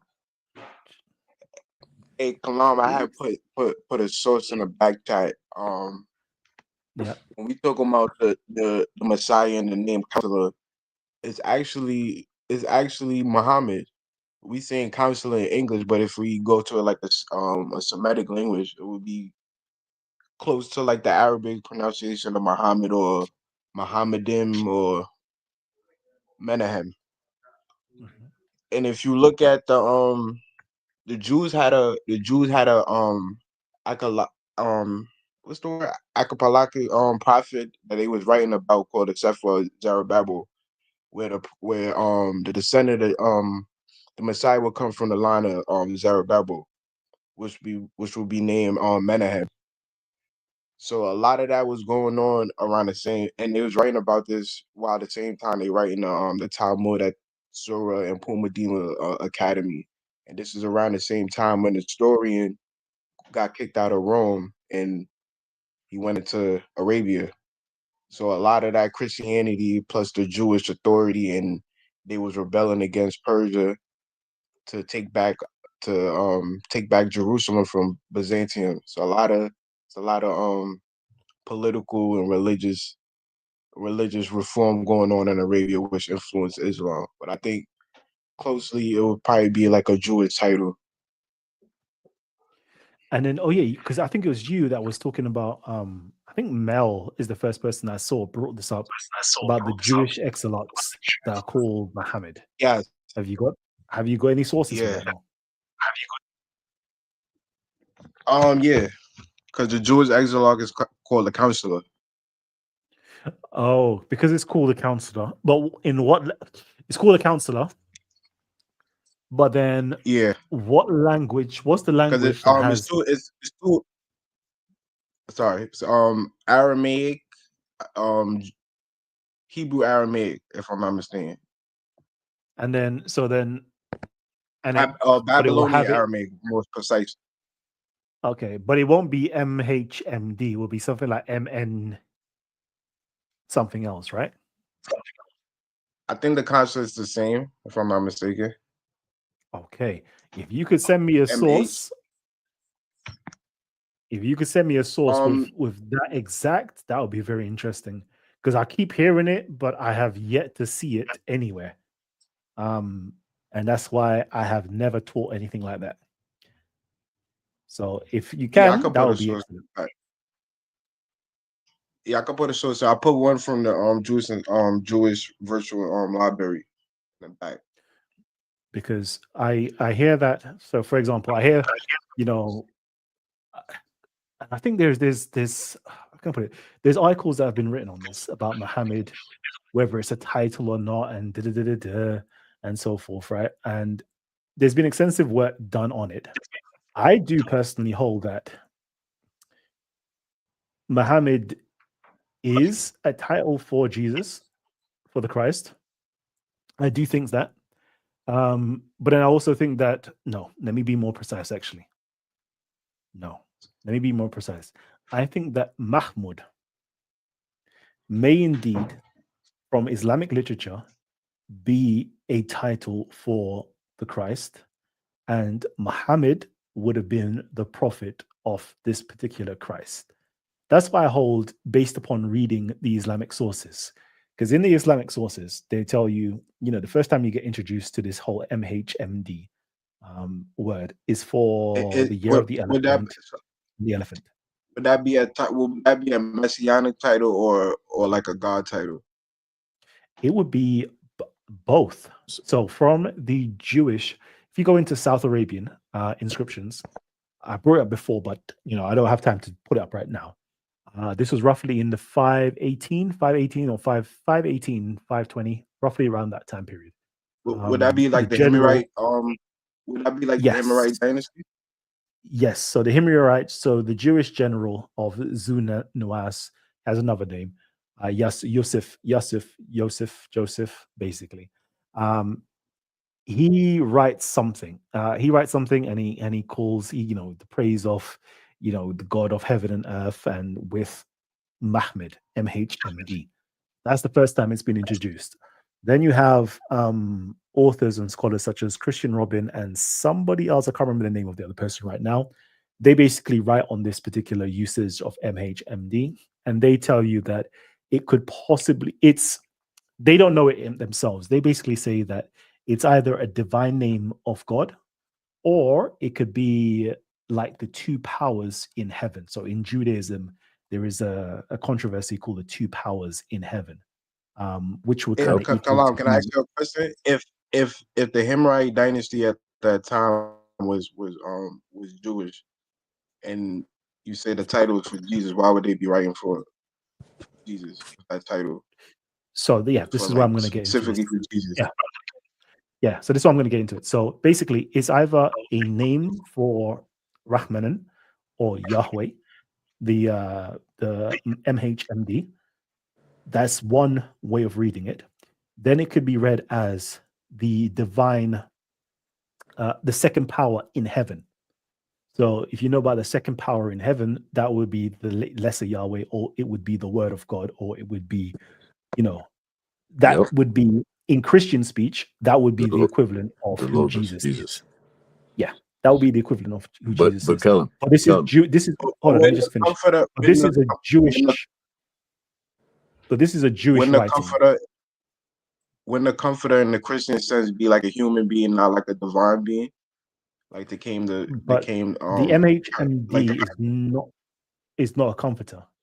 Callum, can I just want to just clarify what the brother is trying to say right now, because we were speaking about, I had you basically put up, I think it was Isaiah 9:6, and it describes who the Messiah was and describes why we think that, or why we know that the Messiah is God in the Old Testament, because it literally tells you that the prophecy is a son will be given unto us, and the government will be on his shoulders, etc., etc. It will be called Wonderful Counselor, Mighty God. So what is your contribution towards that? Are you dismissing that, or saying that other people have been called that, or what's your point? Yeah, other people have been called that. I'm basically saying that. Show me. So hold on. Show me who else has been called Mighty God. El Jabbar. You mean Emmanuel? Well, no, El Jabbar. Not Mighty God, but the Mighty God. But the counselor in that type of title. Yeah, people. It says Wonderful Counselor. It didn't just say Counselor, because anybody, like, right now, you can go, you find a counselor. Wonderful meaning? What? what does wonderful mean in Semitic languages? I'm not too sure right now, but we don't even need to go there. Show me who else has been called mighty God. But El Jabbar. everybody's name had Yah in it. Everybody's No, name had God brother. in it. That's a different thing. Who else has been called I don't mighty think it is a God? different thing because It that's is the a actual different thing, bro. name. So the if you, same way. Wait, real quick. All right, you get yours out, then I'll get mine out. Go ahead. this is a title, right? There's only one person, or there's only one entity that is called mighty God in the Old Testament, and that is Yahweh, the creator of the heavens and So the you earth. said, you see what you just did? You said Yahweh. Yes. And then but then you said, but what was the name? What was the name in the untranslated name? I'm telling you right now. Listen, you're not listening, bro. You just want to argue. Just listen. Are you saying where it says It's not answering the question. wonderful I'm not giving counselor you a and hard mighty time. God is one word is one What's title? that? What? You saying that when it says wonderful counselor and mighty God, are you saying that's one title? No, those are different titles, all describing this person. Okay, well, all right. Can you answer this question? And I'm not trying to give you a hard time. But the verse where it says a child will be born and his name will be Emmanuel, Christians say that's in reference to Jesus. That a name or a title, Emmanuel, in that reference. So what does it mean, Emmanuel? I'm asking you the question. What about it? Are you familiar with the verse that Christians highlight that say this prophesies Jesus coming into the world, where it said a child will be born and his name will be Emmanuel? Yeah, that's one of the prophetic verses of the Messiah coming into the world. What I'm saying is, hold on. Before we go there, bro, we're on this one right here. Why do we want to jump to something else, bro? I'm saying it's the same exact thing. It's not a literal name that you're making it out. No. This right here is a literal description of what we're talking about. Well, he wasn't literally called that though, right? That wasn't his literal name. No. His name was Yeshua. Brother, simple question right now, right? Who's this person that they're calling mighty God? You're saying, are you telling me that mighty God is a title? Let me know when you're done your question. Are you telling me that mighty God is a title just given to anybody? El Jabbar. I mean, isn't the prophet supposed to be the word of God? What? Isn't the prophet supposed to be the word of God? Bro, y'all asking some silly questions, man. Think about what you're saying before you ask it, bro. Listen, I read to you right now a prophecy of the Messiah, right? The prophecy is saying that a child is going to be born, a son is going to be given, the government will be on his shoulders, meaning the government, the kingdom will be on his shoulders. It will be his. He will be called Wonderful Counselor, Mighty God, El Jabbar. That term, Mighty God, is only used to describe Yahweh. You only find that term El Jabbar here and in one other place where it's talking about Yahweh. Are you saying Yahweh Muhammad? Bro, stop playing. You see? Y'all playing games now, bro. Could I chime in here?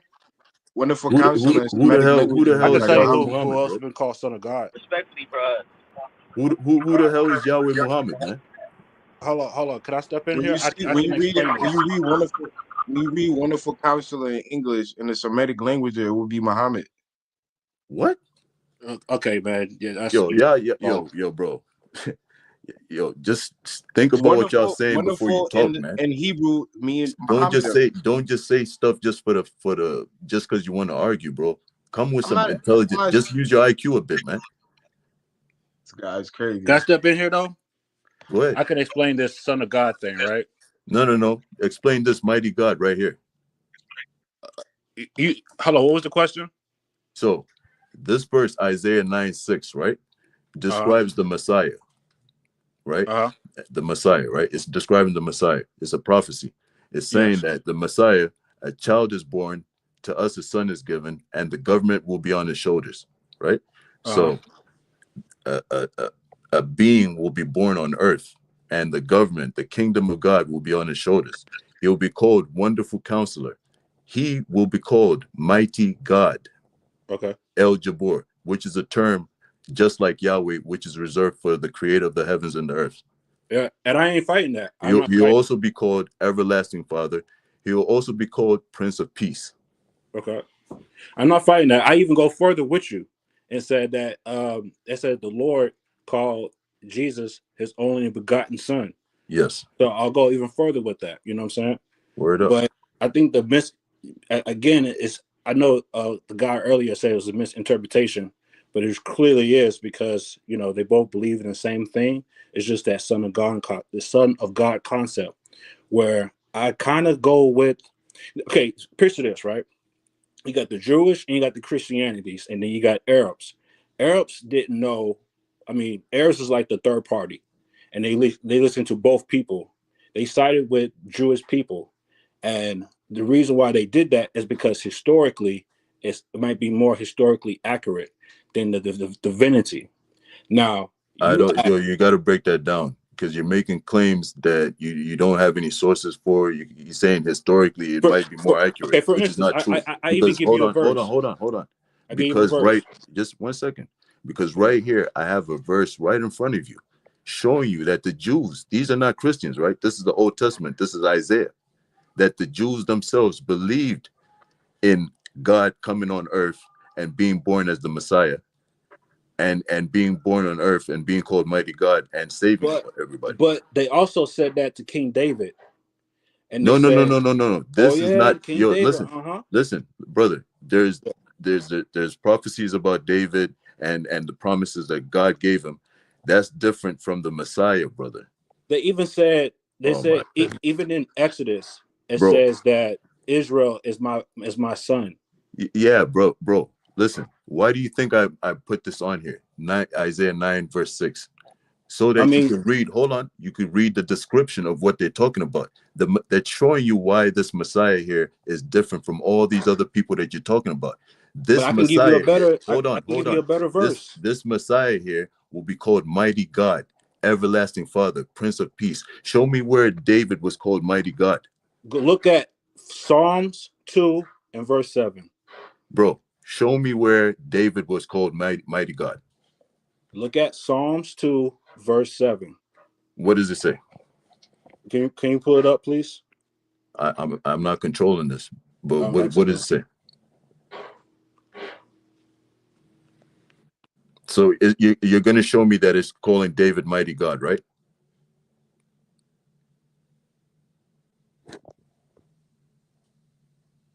Right?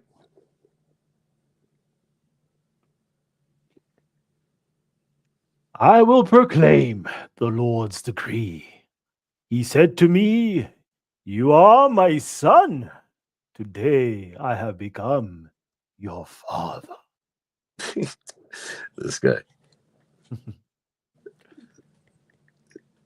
Go ahead, bro. So what's that saying? Is that calling David Mighty God right there? It sounds like he's muted. But yo, family tree is 1 a.m. over here in the UK. Okay. I've got an early start tomorrow. So if you don't see me on the screen, that means like I'm yawning and I'm trying to stay alive and alert. My bedtime, technically speaking, is 10 p.m. So I've tried my very best to give you guys a show. Is there anything else that we've missed? FBA Defensive Unit, I see you. Blackwater Media, I believe that's Rich Kid up in the building.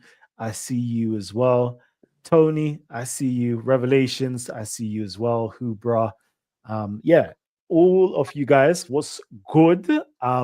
I can't spend too much more time on here. Yeah, so forgive me. We can change the subject because we was talking about Arabs.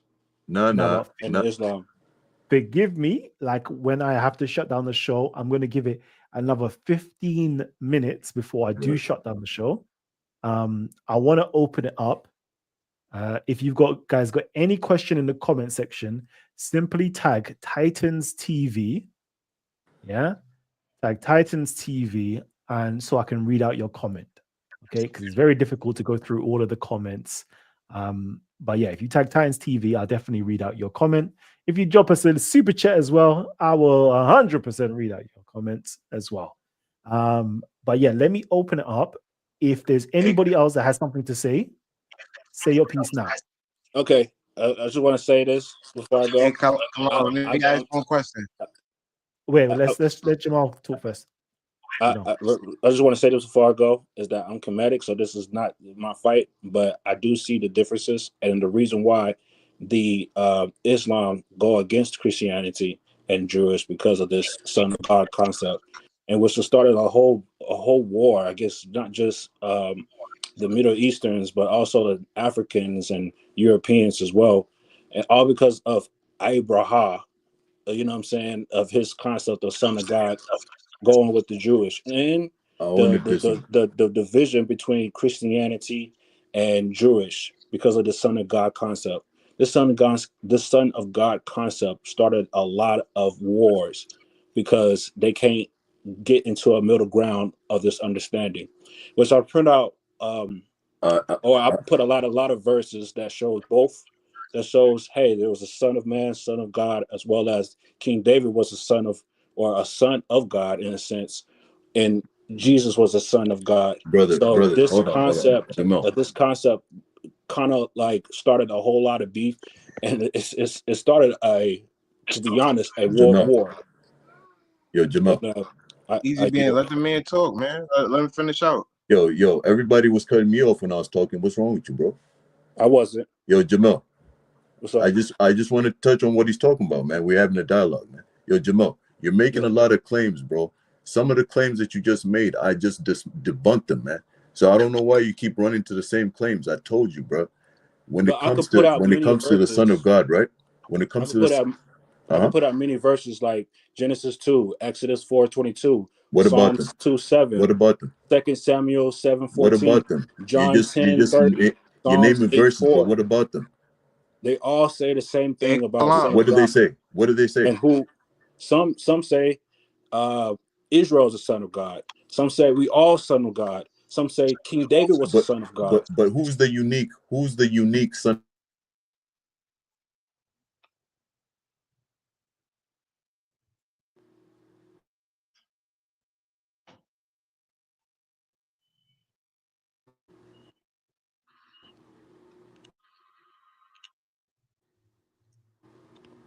Hello?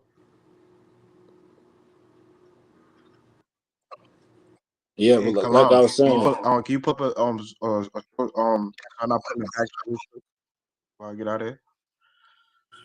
but yeah, like I was saying, is that a lot of them, it's a lot of verses that claim this Son of God concept, and I think this was what has been a big misinterpretation of the Bible. Even though I'm not into the Bible, I think it all came from us, Kemetic literature. But at the same time, this is what caused the Arab War, in a sense, that go against all people, from Africans to Europeans to Middle Easterns, because of this.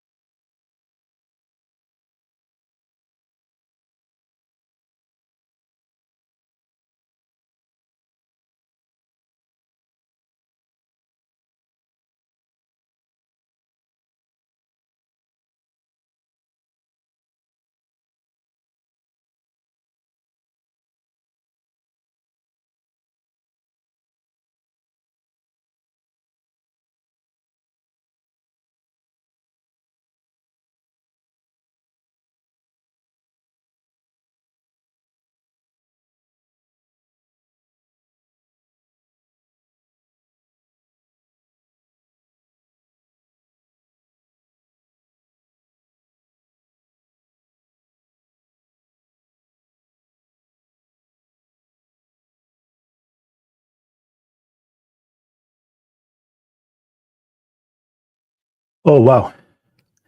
Wow. I went away, came back, and everybody's gone. God damn. All right, family tree. Forgive me. I was away for a little bit. Quick little break. And yeah, I'm going to catch you guys on the next one, I guess. Let me see. Is there anything I've missed? Shouts out to FBA Defensive giving us that super chat. Let's just see if we could bring up on the screen. Oh, man. I like that. Oh, that looks nice. The blue with this blue here. Let me see. Let me get my good side. I don't know which one's my good side. Easy Band says Christianity is undefeated. Man. Okay, cool. So family tree. We're gonna do some new shows anyway. We're gonna do some new shows. Just simply any shows that you want us to do, leave it here in the live chat, like stuff that you want us to cover. Leave it here, okay? Or leave it in the comment after the show, so we know what you want. Because again, as I said, I'm not going to be here all the time, but as long as I come on, I want to provide value to you guys. So if it's any questions that you want answered, or if there's any presentations that you want to see on, I can do it. I really would love to do the whole Talk with the Titans where we get other people on, like experts in their fields, to come on and do their thing. But I know I can't commit to that because I don't know my schedule, how my schedule's working right now. So I can't commit to that, but I definitely would love to do that in the future. But for now, let me say it's been a pleasure. I'm going to catch you guys on the next one. And yeah, hit the like button. I don't know if it's going to be an unlisted video or if it's going to be a live video, because I didn't do no thumbnails for it or anything like that. But we'll see. We'll see. Might stay on, it might not stay on. We'll see. But yeah, family tree, I'll catch you guys on the next one. Love, and I'll see you guys soon. Peace.